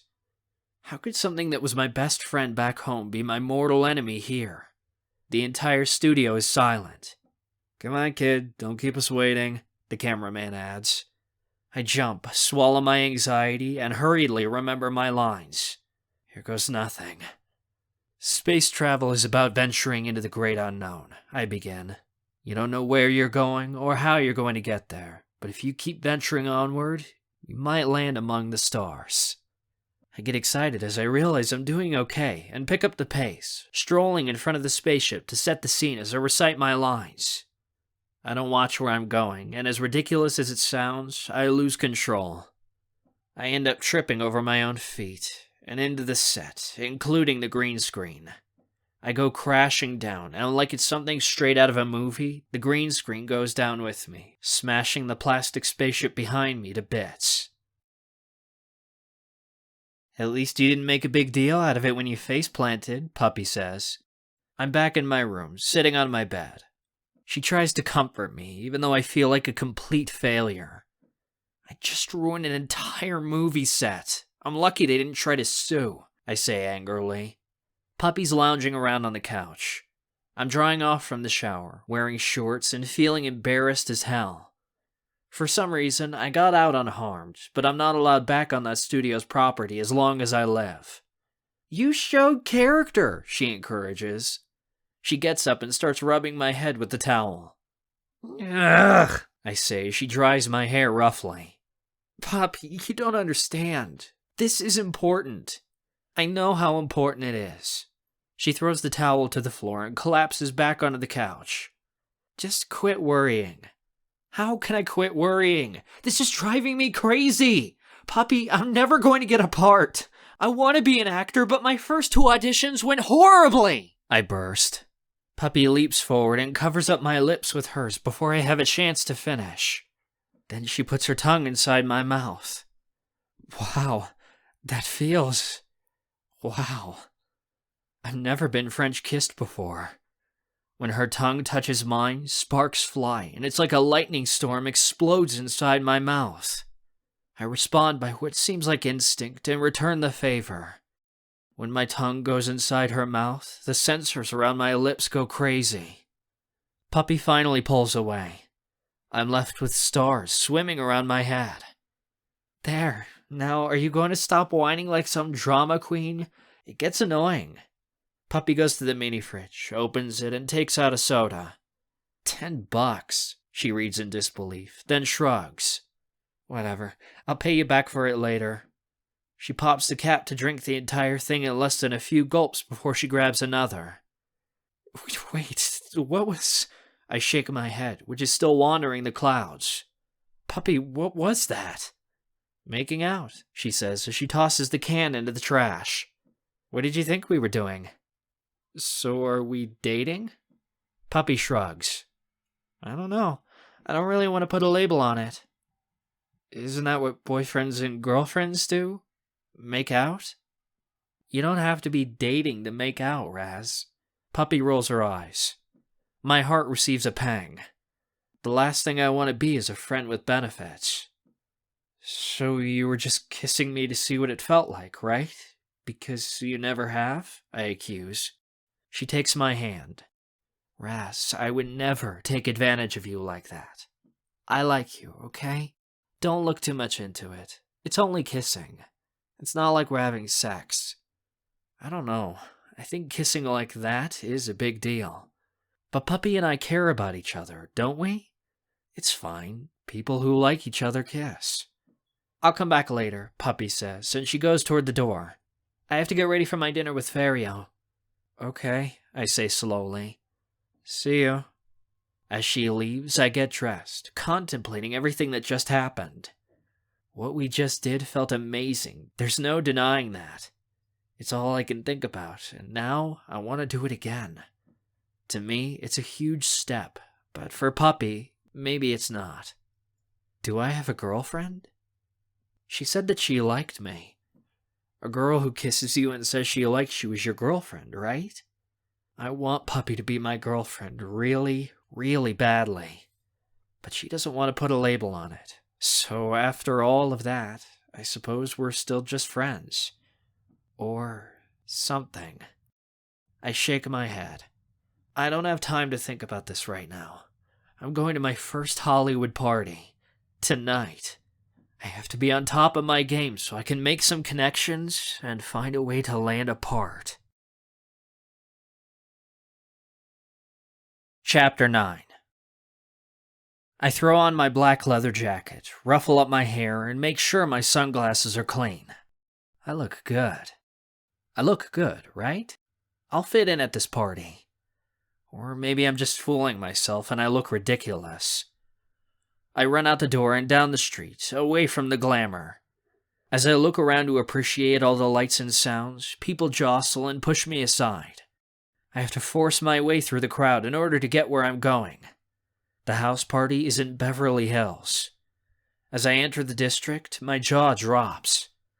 The houses here are bigger than my school, with privacy fences that reach up to the sky, pools that are shaped in artistic designs, and elaborate gardens. Seeing places like this in real life is just too crazy. I hear music, loud music, thrumming throughout the streets. I turn the corner. A giant mansion, one that's bigger than most of the others, is lit up like a Christmas tree. Even from this distance, I can see hundreds of teenagers swarming inside. As I draw closer, I try to be cool. I blend in with the rest of the crowd, show the bouncer my invitation, and slip inside. The marble floor is a virtual mirror of extravagance, elegance, and pure money. The house looks like it popped straight out of a billionaire's magazine. One closet in this place probably costs more than my whole house back in Limesville. Not that anybody here cares, of course. People are breaking things left and right, either on purpose or by accident. I have a feeling I've walked in right when the party is starting to get out of control. A vase tips over and shatters on the floor as a bunch of idiots on the stairs try to grab onto the chandelier and swing from it above. Bottles and cigarette butts lie everywhere. Everybody here is either really drunk or stoned out of their mind. I'd start up a conversation with one of them if the music wasn't so loud. Maybe if I get further in, I'll find some cool, or at least sober, people. I slink out of the entryway and into the spacious, $1,000,000 living room, which is dark save for the dance lights flashing everywhere. It's ridiculously hot in here. I regret that I wore a jacket now.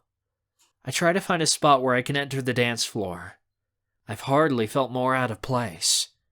Even in Tin York, I was part of the scenery. The people there knew I was a freak, but here, I feel so small and insignificant.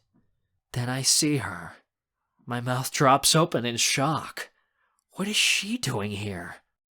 Her hands are in the pockets of her skinny jeans, and her face is tilted down toward the floor. Her eyes are covered by a black fedora that complements her pink camisole. She looks about as out of place at this party as I am, but in a different way, like she's been to events like this one too many times and is just about sick of them. Mamie. This makes absolutely no sense.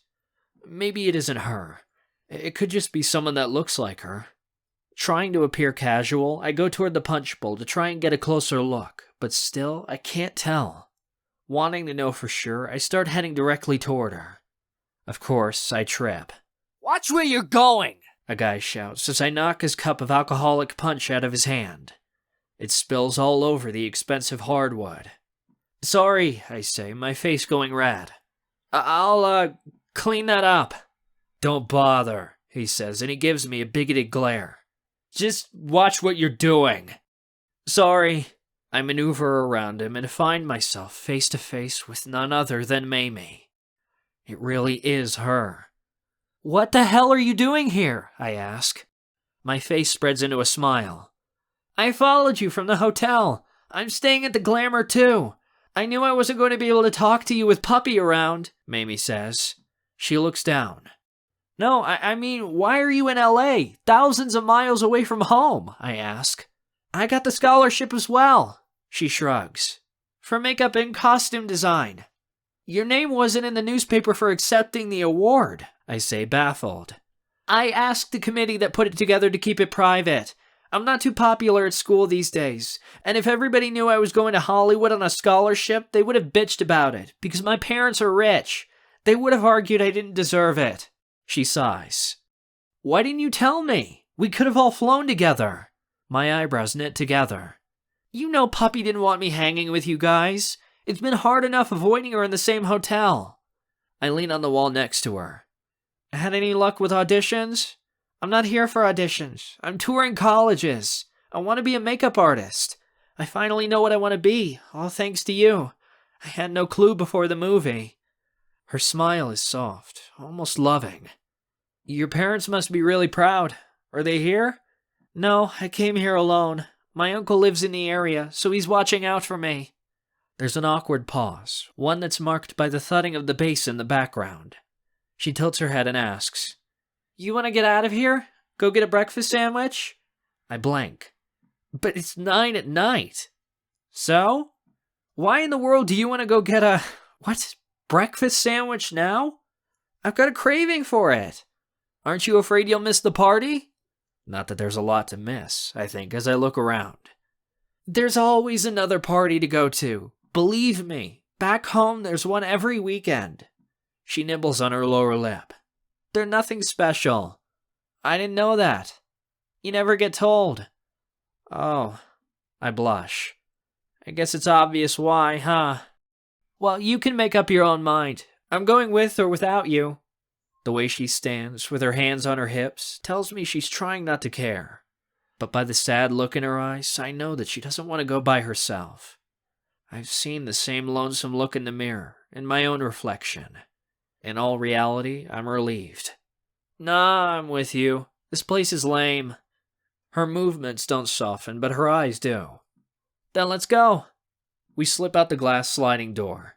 After navigating around the pool, we decide to climb the large wooden fence behind it. The other guests are too drunk to notice what we're doing. Mamie is up the fence instantly. I struggle to follow her. My upper body strength sucks. I'm struggling to pull myself over the top. Why didn't we just take the front door? I huff. My grip slips and I nearly fall into the pool, but I refuse to let go. I vault over the top and slide over the other side to my feet. But when Mamie goes to slip over the other side, her camisole catches on the top of the fence. She gives a tiny scream and it slips off of her as she falls to the ground. Oh my gosh, are you okay? I exclaim as I rush forward. I grab her arm and pull her up, hoping she didn't break anything. She flips her hair out of her face quickly and grabs her hat. I'm fine, just a hard fall. Now that I'm assured she's okay, another factor hits me like a whirlwind.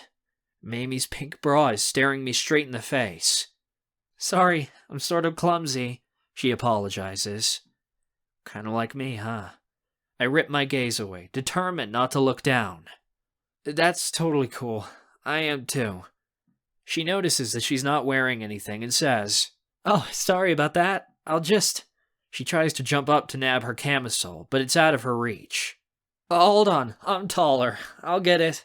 Not looking at her breasts, I stride up to the fence, leap up, and snatch the shirt. It comes off freely.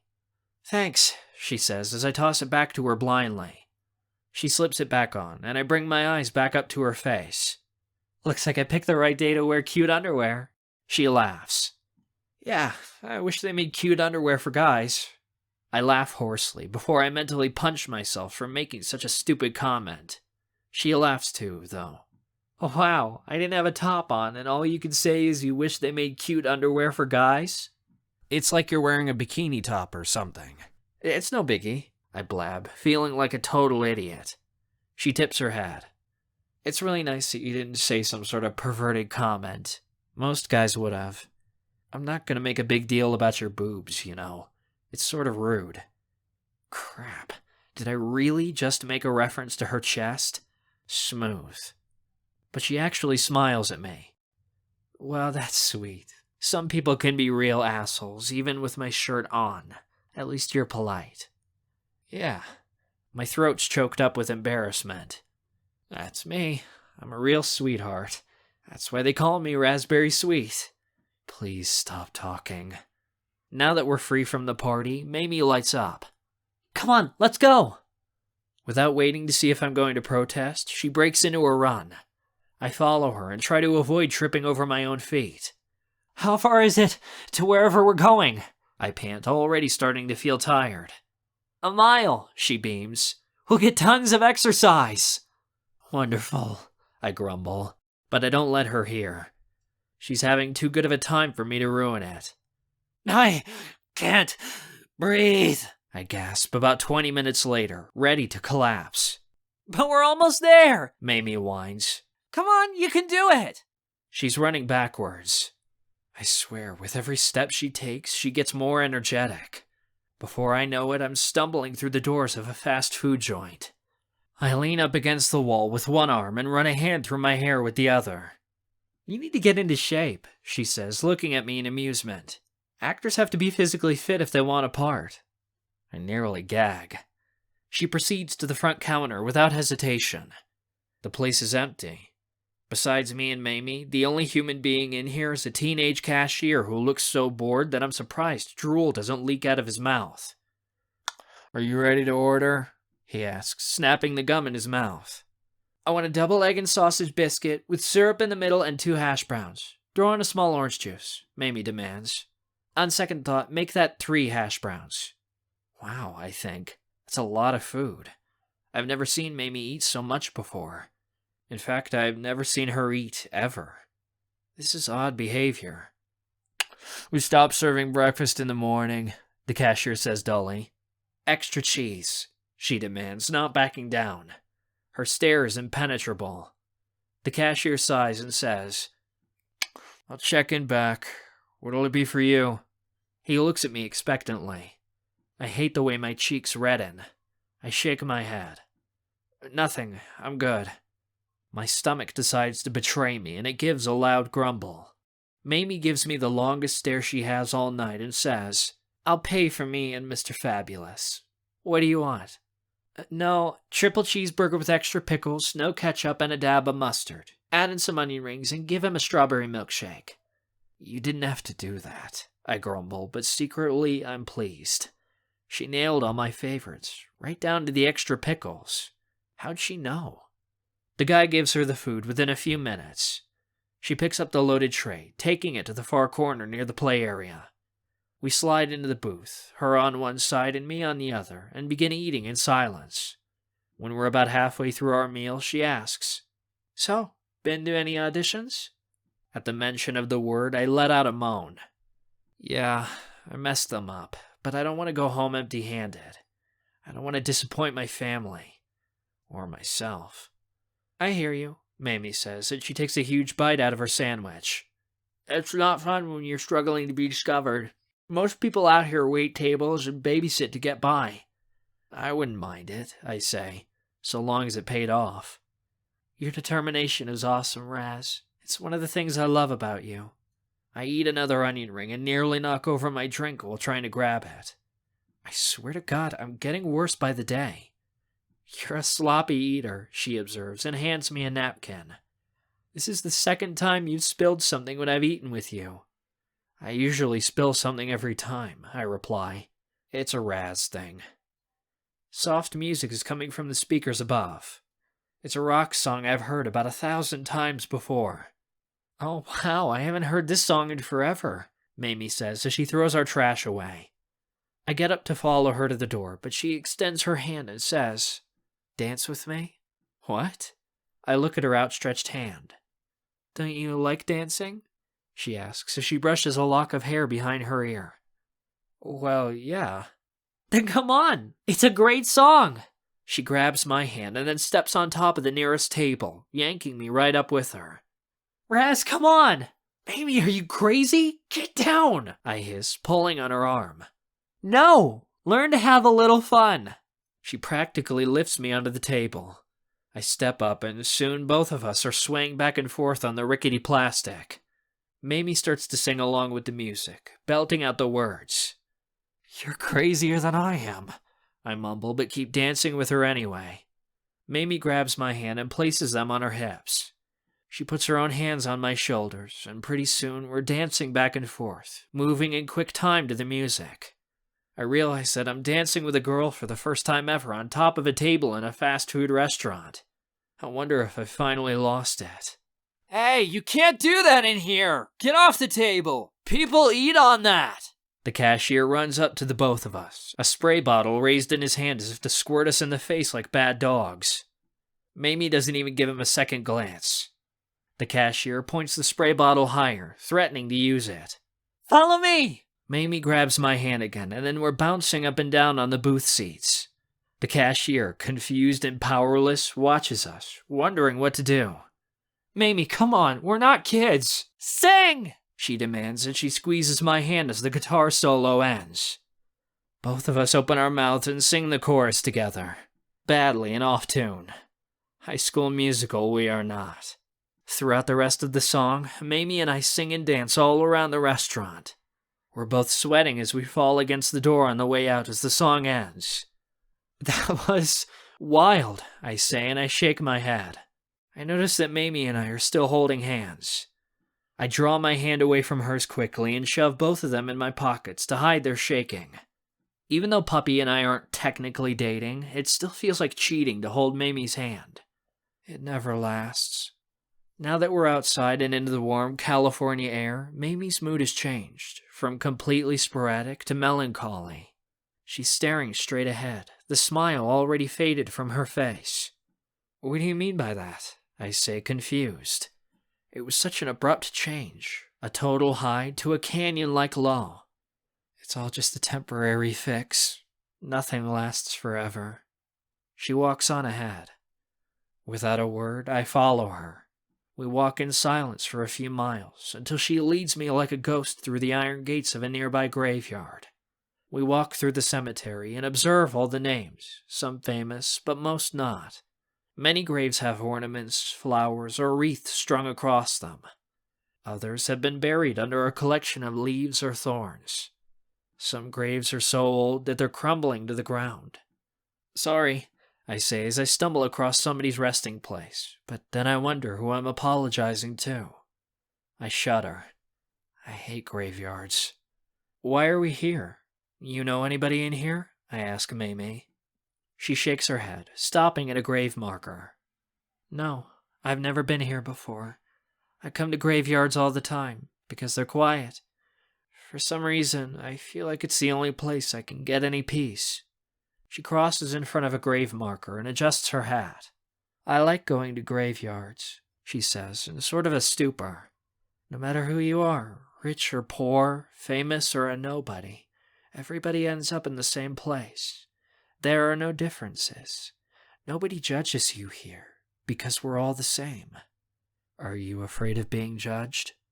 She swallows. Sometimes I wonder why I like makeup so much. I learned that because behind it, you can hide. I remember how her ex-boyfriend hit her. My stomach clenches. He shouldn't have done that to you, I tell her. You're worth more than that. She avoids acknowledging I said anything, which is fine. There are things I avoid talking about, too. Why do you want to be an actor, Raz? She glances up to look at me. I don't think you've ever told me. I do my best to give her an answer. I guess it feels good to be someone other than myself. She's still staring at the headstones. I notice that, like me, she can never really look people in the eye. She avoids it. I have to wonder why. We should go, she says. You seem uncomfortable. We can stay, I say quickly. I'm sorry I brought you here. It's just... She hesitates. I don't have a lot of friends these days. I'm starting to wonder if it's for a reason. You're not a bad person, Mamie. We started talking because I got put into detention for being too big of a slut. That takes talent. You're not a slut, I say. I step closer to her. And I was in detention alongside you. I've been with a lot of guys, Raz. I can notice tears starting to brim in her eyes. And none of the relationships I've been in have lasted. Those guys used me to get what they wanted, told me whatever I wanted to hear, then left me. Her voice starts to wobble. I put my hand on her shoulder. I just want you to be okay. We've all made mistakes. I hesitate. I know what it's like to be used. She looks down. Wow, I never would have guessed. We all have secrets, I say quietly. I want to be your friend. So badly, Raz, she starts. I trust you, but at the same time, I don't. It's nothing you did, but I've been hurt so many times before. She drops her gaze. I don't know if I want to take the chance. I'm not going to hurt you, Mamie. You know that. I don't think you would want me to be something I'm not. I understand why you lied about Bethany. I would have lied too if I thought it would get people to like me. She emits a heartless laugh. Hell, I have. Nobody else has told me that. Not even Puppy. Mamie seems like the only one who gets it.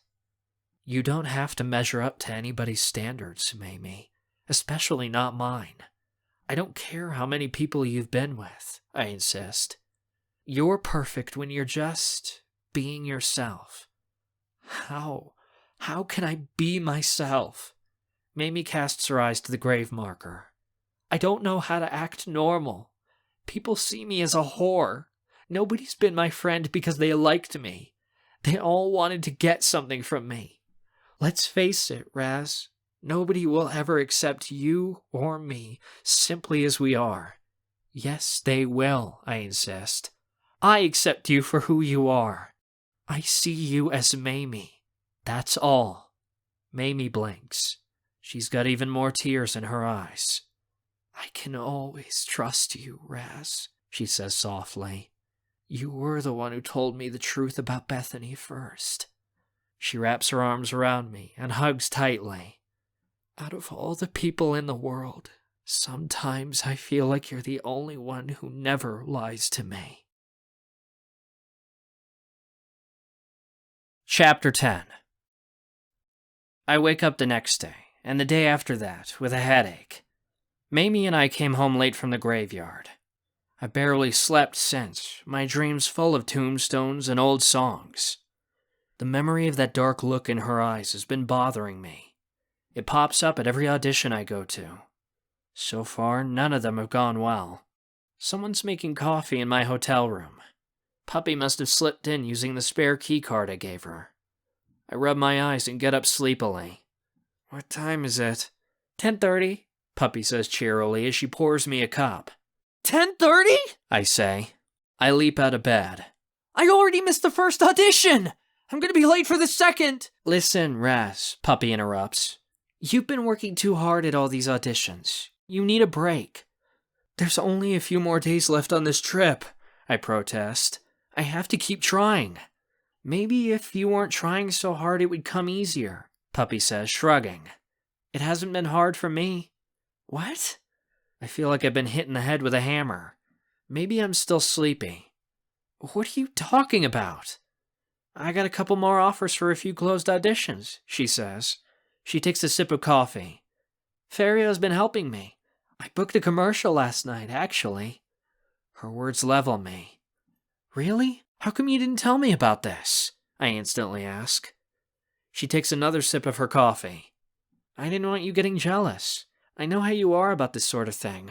I'm not jealous, I say, even though I totally am. I'm just pissed you didn't tell me. Don't be upset. It's only one commercial. It means nothing. I know that if I told you about it, you'd get distracted about your own auditions, like you are now. She pours some more sugar in her coffee. I'm just saying, if you're my girl... I take a deep breath when she raises an eyebrow. I mean, if you're interested in being in a relationship with me, I want to celebrate with you when something great happens. I don't like secrets. You know that. Jeez, Raz, if you're this overbearing, maybe you shouldn't be in a relationship. Do I have to tell you everything that's going on in my life? She rolls her eyes. I stop before I say anything else. She's right. If I make one false move, I could lose her. I can't lose her. Not after I've liked her all this time. Sorry, Puppy. I wasn't thinking. I hastily apologize. She smiles. It's all right, but start calling me Carmen. She nabs my sunglasses from the side of my dresser and puts them on. Carmen? I ask, completely perplexed. Why would you want me to call you that? I've always called you Puppy, from the first day we met. It's my real name. I have to go by it here. Puppy is sort of embarrassing, she admits. Not back home, I protest. Does this look like Limesville to you? No, but... I hesitate, then say quietly, I gave that name to you. If you want to call me that in private, that's completely fine, she whispers. Just please don't do it with other people around. She kisses my cheek. I gulp and nod. What's in a name, anyway? She might be Carmen to everybody else, but she's my puppy, and she always will be my puppy. That's all that matters. I have to talk to some people about the commercial, but I'll be able to hang with you later. I hope you understand, she says. That's okay. I think I'll just go to the beach anyway. I take her hand and squeeze it. I know we haven't been spending a lot of time together, but I have a surprise for you tonight. She smiles. Come to my room at 7 sharp. I will, I say as she leaves the room. Puppy is all I can think about for the rest of the day. I decide to take her advice and take a day off from auditions so I can tour the Kodak Theater, visit some of the studios as a tourist, and strut down the Hollywood Walk of Fame. It's a peaceful day. For the first time since I've gotten here, I feel truly happy and not stressed out. I consider calling Mamie, but I know if Puppy catches us hanging out, she'll erupt, so I don't risk it. I arrive late that night back to the hotel, but what's even worse is that Puppy isn't ready to open the door to her suite when I get there. Puppy, what's taking so long? I say. I'm nearly bouncing off the walls with excitement. I've been longing to see her all day, and I'm dying to know what this big surprise is. I want to see you. Oh, you will. Puppy's voice comes out in a tease through the door. Seriously, what's the deal? I mutter, beginning to pace. This is driving me nuts. Haven't we spent enough time apart on this trip? Okay, she calls through the door. It's open. You can come in. Finally, I sigh, pushing it open. I missed you so much. You have no idea. My words drop out of my open mouth. There are rose petals all over the bed, and slow music plays in the background. My eyes are glued to Puppy. She's wearing a red, lacy bra and a crimson thong, both of which are covered up by a see-through silk robe. She's wearing a huge smile. She moves toward me slowly. I caught you staring at them when we were in the lingerie store, Puppy says. I thought you'd need help in order to do it. To what? I ask hoarsely. My throat is raw. I think you know, she says. She lays on the bed and props her head up on her hand. I swallow. Puppy, this isn't right. Why not? We can do whatever we want. No one is stopping us. The thought is tempting. Here's Puppy, all for the taking. Mine, just like I always wanted. But this certainly isn't the way I want this to go. When did you come up with this? For crying out loud, we haven't even talked about this, I say. I've been thinking about it for a while, since before we got here, she admits. And I know that I said people change after they have sex, but the thing is, I'm ready. I know I am, and waiting for it doesn't really matter to me anymore. It matters to me, I protest. Why? Well, I was hoping we could save it for when... I swallow. Well, you know. She stares at me. Raz, I don't want to get married. I don't mean now. Maybe not ever. And probably not to you. I'm suffocating. She said maybe. Probably. There's still hope. I don't think I'm ready, I flounder. Raz, everybody does it. Grow up. She starts to untie the robe. No, I say, completely horrified. Are you insane? Raz, just get in the bed. She's willing to jump in bed with me, right here, right now, and the more time that goes by, the weaker I feel. I can't keep this up for long, not with her dressed like that. I have to put an end to this now, before I do something I regret. Because as badly as I want to be with her, it doesn't overshadow the fact that I'm not ready for this. Will you listen to me, I say? We haven't even been dating for a couple of days. You don't even want to call me your boyfriend, but you want to have sex with me? Don't you think we're moving too fast? She sits up. Look, this is the perfect opportunity. Our parents are gone. We can take all the time we want to and go really slow so it's comfortable for both of us. I promise I won't do anything that'll make you upset. You're doing it now. I feel like I'm in a bad dream, so why can't I wake up? I have to keep reminding myself I don't want this. At least, not in this way. Don't you want to do this? We're teenagers. It's what we're supposed to do, she insists.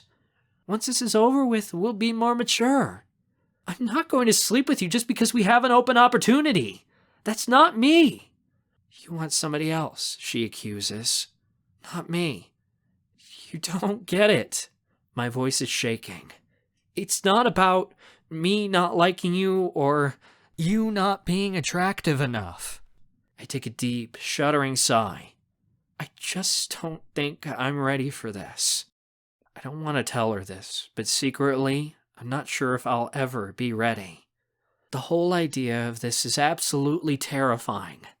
The thought of having sex, even with Puppy, is way too scary. I can feel a flashback coming on. If I don't end this, and end this now, it's going to result in a full-on breakdown. You don't love me, Puppy says. She's on the verge of tears. I start crying. No, it's not that. Raz, if not me, who?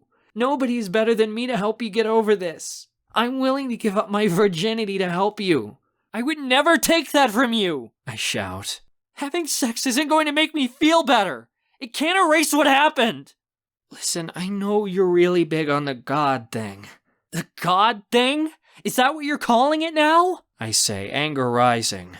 I respect your beliefs. Do you? I say, more harshly than I should. Come on, just get in the damn bed. Puppy, I say with a harsh finality, I don't want to have sex with you. A chill passes between us. She stares at me, and I stare back at her. Both of us are crying.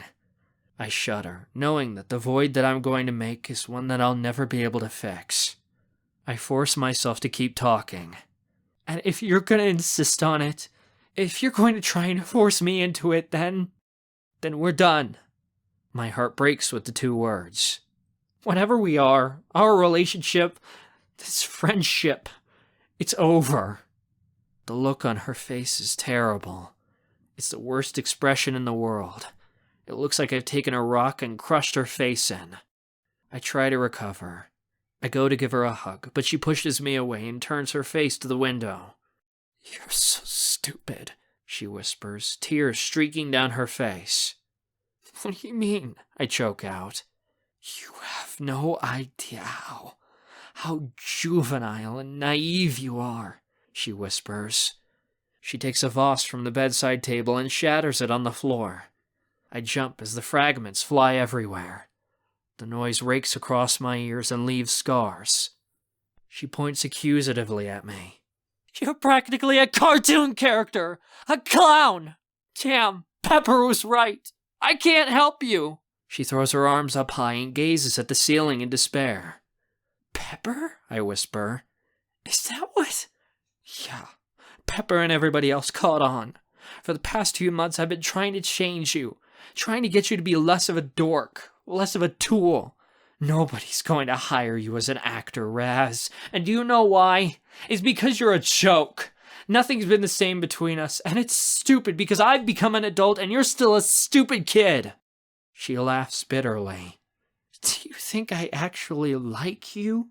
I've been trying to turn you into someone who won't get eaten alive out there in the real world. I kissed you because I feel sorry for you.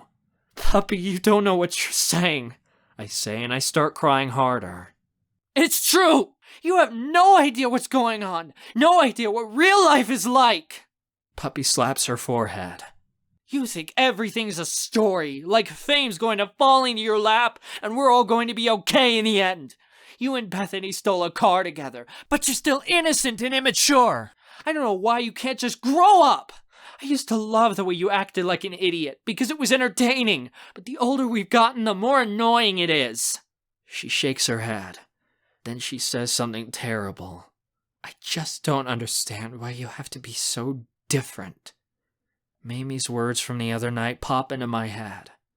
Nobody will ever accept you or me, simply as we are. What about you, huh? I snarl. My temper breaks. You've been acting like a big shot ever since we made the movie. No, forget it. Before the movie, when I started talking to Mamie. That's another thing. You always pick the worst friends, Puppy screams.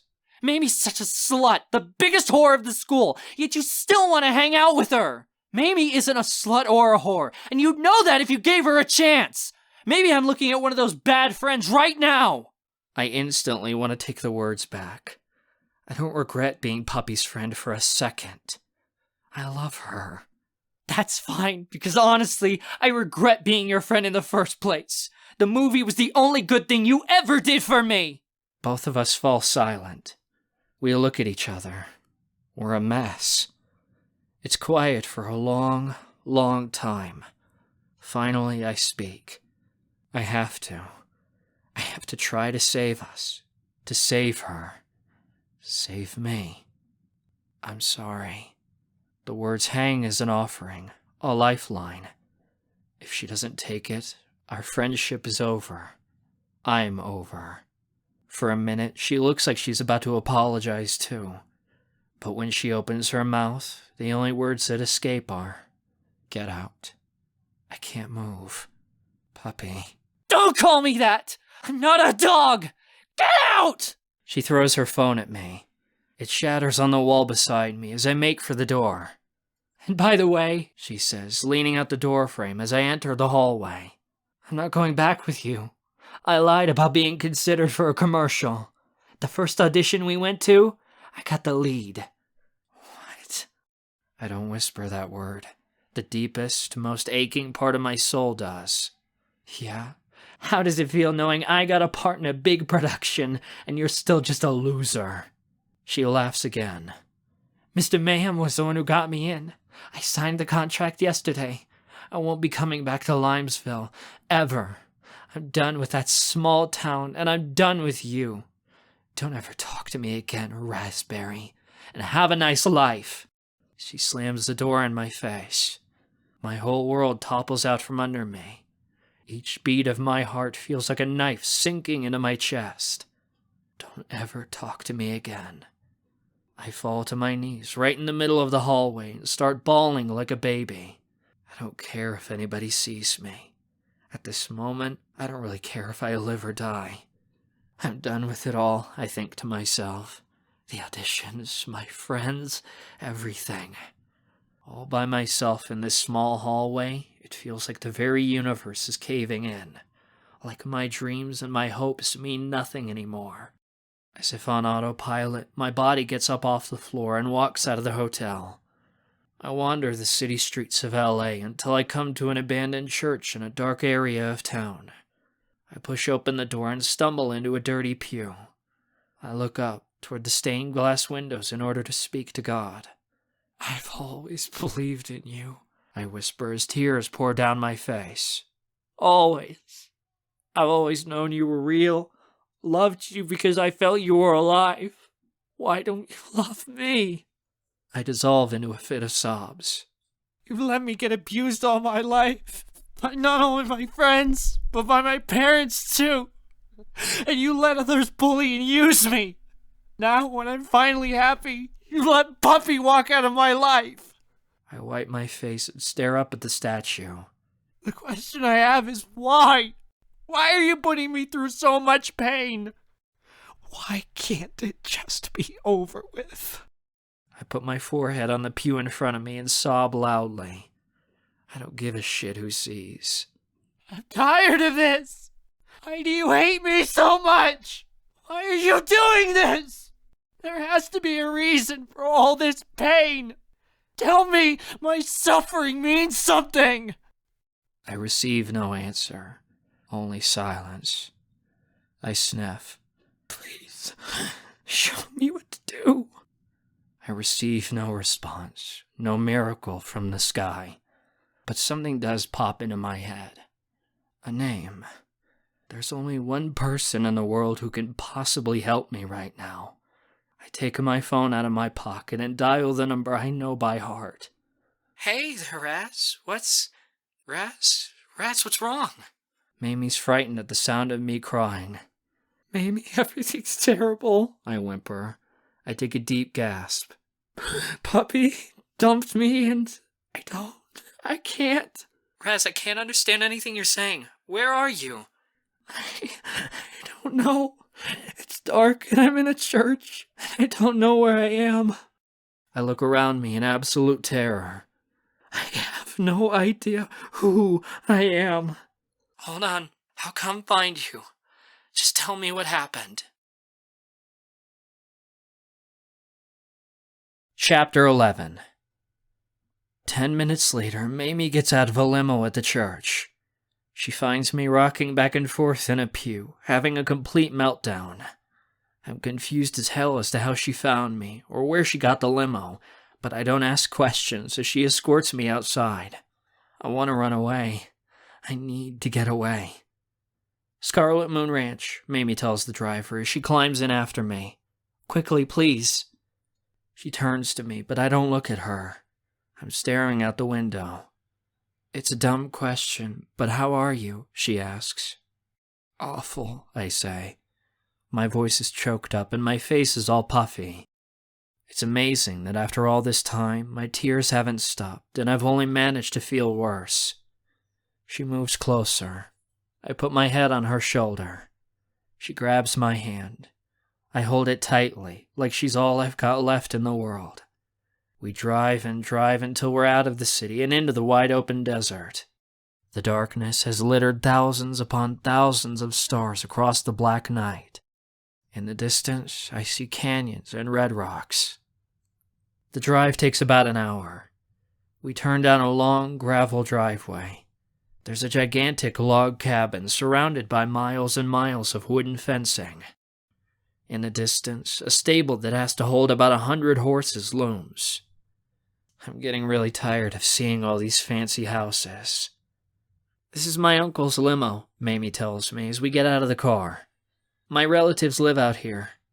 That's nice of you, I say listlessly. I'm welcome to stay any time I want. We can be here for as long as we need. She gets out of the car and leads me toward the barn. Somebody said something about the outside of a horse being good for the inside of a man. You need a lot of horse love right now, she says. A mix of wonderful horse smell and hay hits me as we step inside. I'm reminded of Buddy, and I wish I could be home with him right now. As sad as it is to admit, I really miss Limesville.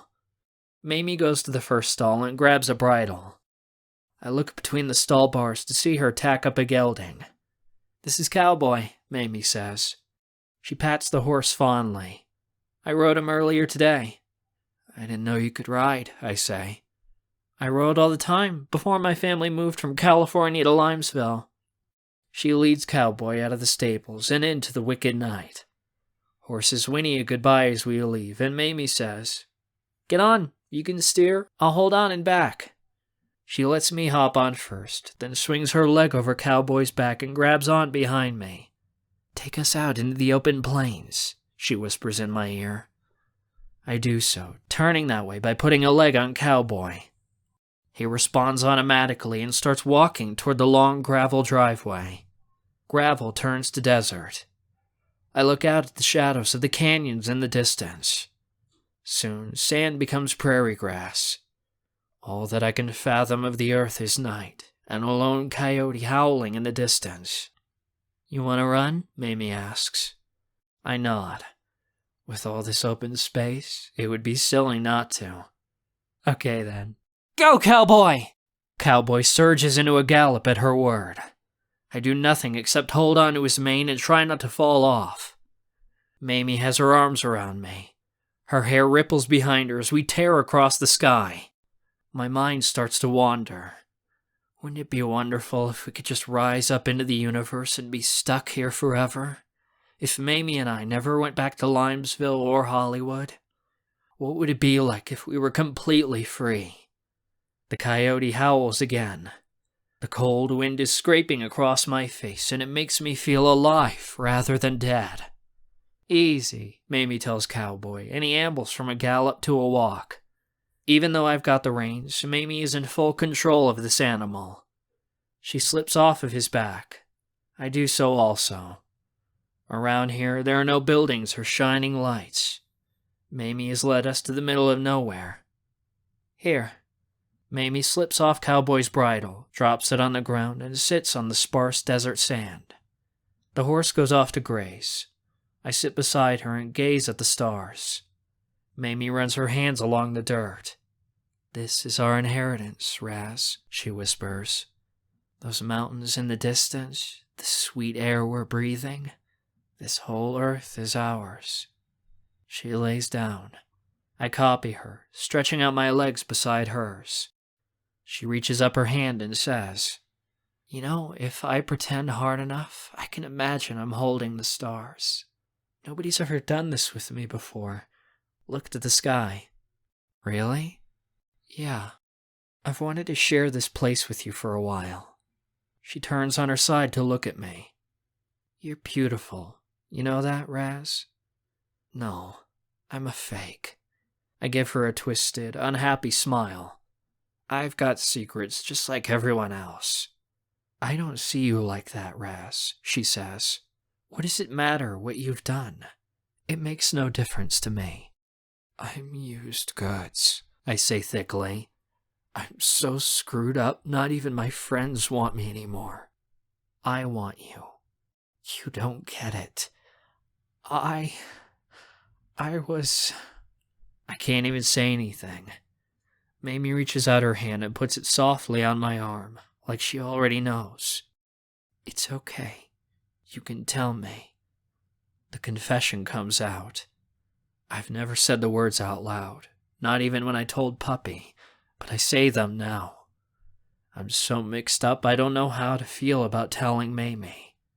Even so, I spill all the details I can tolerate.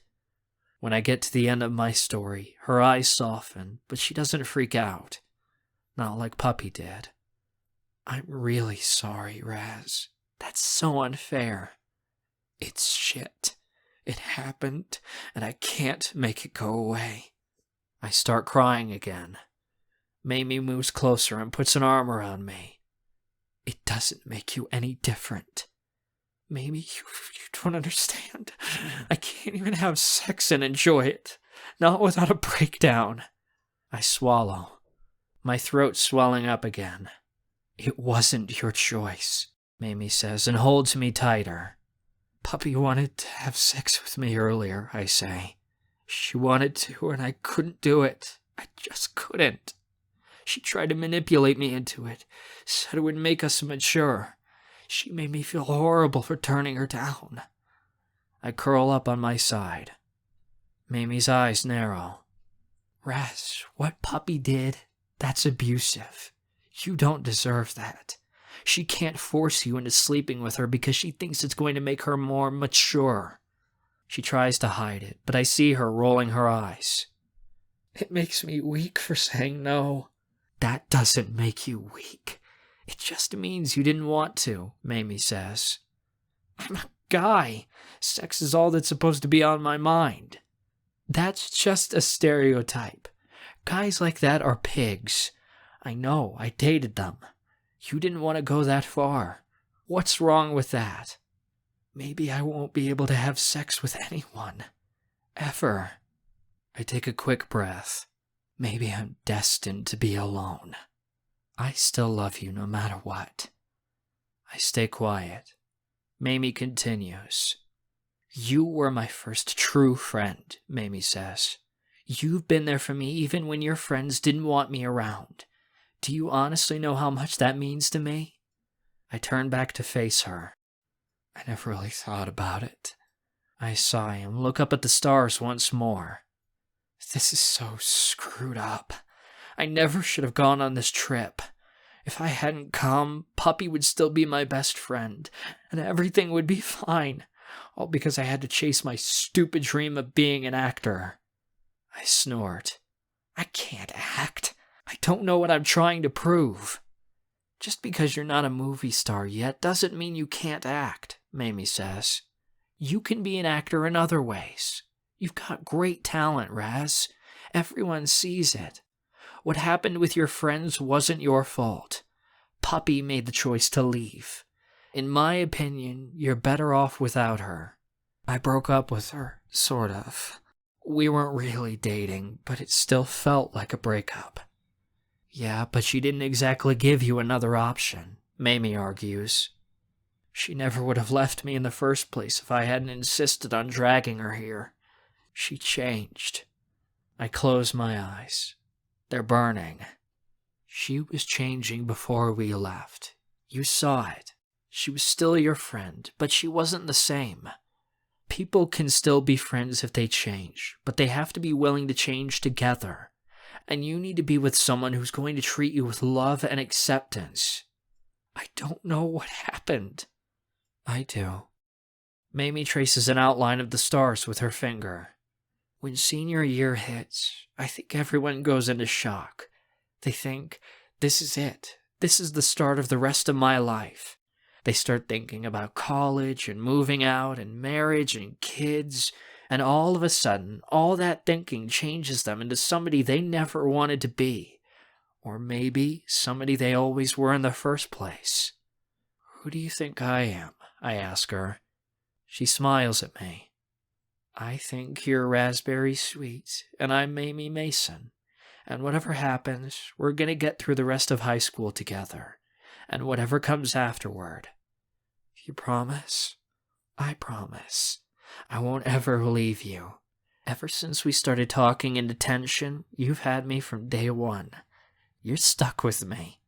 I promise that I will never try to manipulate you or force you into doing anything you don't want to do. I'll be here for you no matter what you're going through, and whatever happens, I'll always accept you just as you are, because you deserve that. I smile back at her, and she smiles at me. I still feel terrible and awful and desperately heartbroken, but Mamie's eyes sparkle just as much as the skies. As I look into them, I remember that I'm not the only one who's had my heart ripped in two. Maybe I'm lucky, I think, as I gaze at her. Lucky to have someone like Mamie. You saved me tonight, Mamie. Still am, in a bad place. I don't know what I would do without you here. I guess we're even then. Back in detention, I was in a bad place too, she admits. You saved me. We stay out a little longer and look at the stars until we get too cold. We don't talk about Puppy or my friends or high school. We're happy to be us, as we are. It's nice to know there's nothing more to expect from each other than that. Once we're back at the barn, Mamie takes the reins from me. I'll put Cowboy away. You go inside and make yourself at home. My uncle should still be up. I can stay out here with you, I insist. You're freezing. My uncle won't bite, I promise. She smiles. I don't have the energy to argue. I walk over to the elaborate home and knock on the door. I hear footsteps. The lock clicks as the door swings open, and so does my jaw. Ferio? I ask. You're Mamie's uncle? He smiles at me. A bit of a surprise, I know. Be my guest, please. He gestures for me to come inside. I do so, looking around at what seems to be a well-kept kitchen. I didn't know you lived out here, I say. Occasionally. I travel too much to be home often. It's really a shame. He pauses. The infamous Mr. Mayhem doesn't get too much time to himself. You're Mr. Mayhem? I say, shocked. Indeed. He pours himself a glass of wine. Would you like some? I can only imagine that it hasn't been a fun night. How'd you guess? I mumble. I've been watching you from afar, in your auditions and over the course of the past year. Mamie showed me the movie you kids made. She talks quite a lot about you. You have an amazing talent, Ferio says, and a lot of passion. I've rarely seen such drive in someone your age. You truly love what you do. Then why did you pick Puppy and not me? The question rings out loudly across the empty kitchen and bounces off the walls. All is still. I turn back to him. His face is still, unflinching. If I'm so good and you knew I wanted to be an actor, why'd you pick her to do the movie? All this time you've been guiding Puppy into the film industry instead of me, even though you knew I wanted to be an actor so badly. Why? He stares at me. I picked both of you, but in different ways. When I saw you, Raz, I knew you needed a mentor. I had a feeling you were destined for something greater. This is what I want, I say. My whole life I've dreamed of coming here and becoming what Puppy is going to be. Puppy is ready to step into the lifestyle of being famous, Ferio quips. You need more time. It's not even about being famous, I say, and I turn on him. You don't know how good acting makes me feel. How slipping into another person's shoes and playing a character just makes me feel alive. My voice starts to shake. I'd be poor forever if I could act every day. Even if I had to work an extra job and never got any credit for it, I'd still do it because I love it.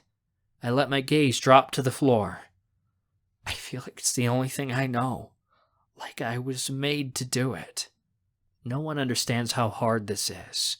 I fucking adore what I do. But how can I keep doing it when it tears me up inside? I keep doing whatever it takes to achieve my dreams, but no matter what I do, I keep slamming into the same locked door. I'm screaming as loud as I can, but no one is listening. I'm not sure how much longer I can keep this up without completely falling apart, because if I put anything else into this dream of mine, I'm going to lose myself. Then what's going to be left? I'm just never good enough to make it. And that really hurts. Ferrio looks at me kindly. I won't deny how much you care about this craft. You've got more drive and ability in this business than most celebrities I know. You sound like Mamie. Mamie knows what she's talking about. She knows that life isn't what you see in the movies. Ferrio shrugs. What do you mean? I say quickly. Mamie knows you believe in something with all your heart. Raz, you would give your life to follow your dreams, no matter the consequences. Mamie's never had something like that to believe in. Maybe for the first time, she does. What's that? You. I stare at Ferrio, and he says, sometimes it takes a broken heart to make a dream work. This blow is the first of many you'll experience on the road to success. All that I ask of you now is that you continue to persist, no matter what happens. If you keep striving toward your goal, I promise you'll find a way to make it work. I reach out to shake his hand. Thank you, Mr. Mayhem. I think I'm starting to see that my dreams are worth it, no matter what it takes. I'm glad to hear it, he says with a firm grip. Don't think this is the end. It could just be the start of things. God, I hope so, though it seems like the end when I feel this shitty. When I leave the room, Mamie is waiting outside for me. Her uncle gives her a hug, and we sit outside and talk for a while about a lot of things. The film industry, college, where we want to go from here. When we're finally finished, the sun is rising and soft clouds are drifting across the sky. Ferrio is actually a pretty cool guy. Maybe I should trust his judgment. He might be able to guide me in the right direction. Goodbye, Uncle, Mamie says as she hugs Ferrio again. I won't forget what you did for us. For me. You're welcome, my child. He turns to me, nodding his head. Good luck, Raz. I look forward to seeing what you do in the future. You won't be disappointed, I promise. Mamie and I head back toward the limo, ready to leave Hollywood behind us. Relief floods my veins. Everything's going to be all right. It doesn't feel like it at the moment, but it will be. There's still this gaping hole in my heart where Puppy used to be, but somehow I know it's going to heal. One thought crosses my mind as we head back to the hotel. I'll see you later, Puppy, I think. You'll be my best friend for always. No one will ever take your place, but sometimes best friends have to say goodbye in order to start new beginnings. And mine just started. I take a deep breath, look at the brightest star still hanging in the sky, and wish her luck. The end. Raz's story concludes in Lights, Camera, Razberry Sweet. Razberry Sweet, Book 3. This has been Save Me, yours truly, Razberry Sweet. Razberry Sweet, Book 2. Written by Megan Linsky, narrated by AJ Carter. Copyright 2012 by Megan Linsky. Audio copyright 2023 by Megan Linsky.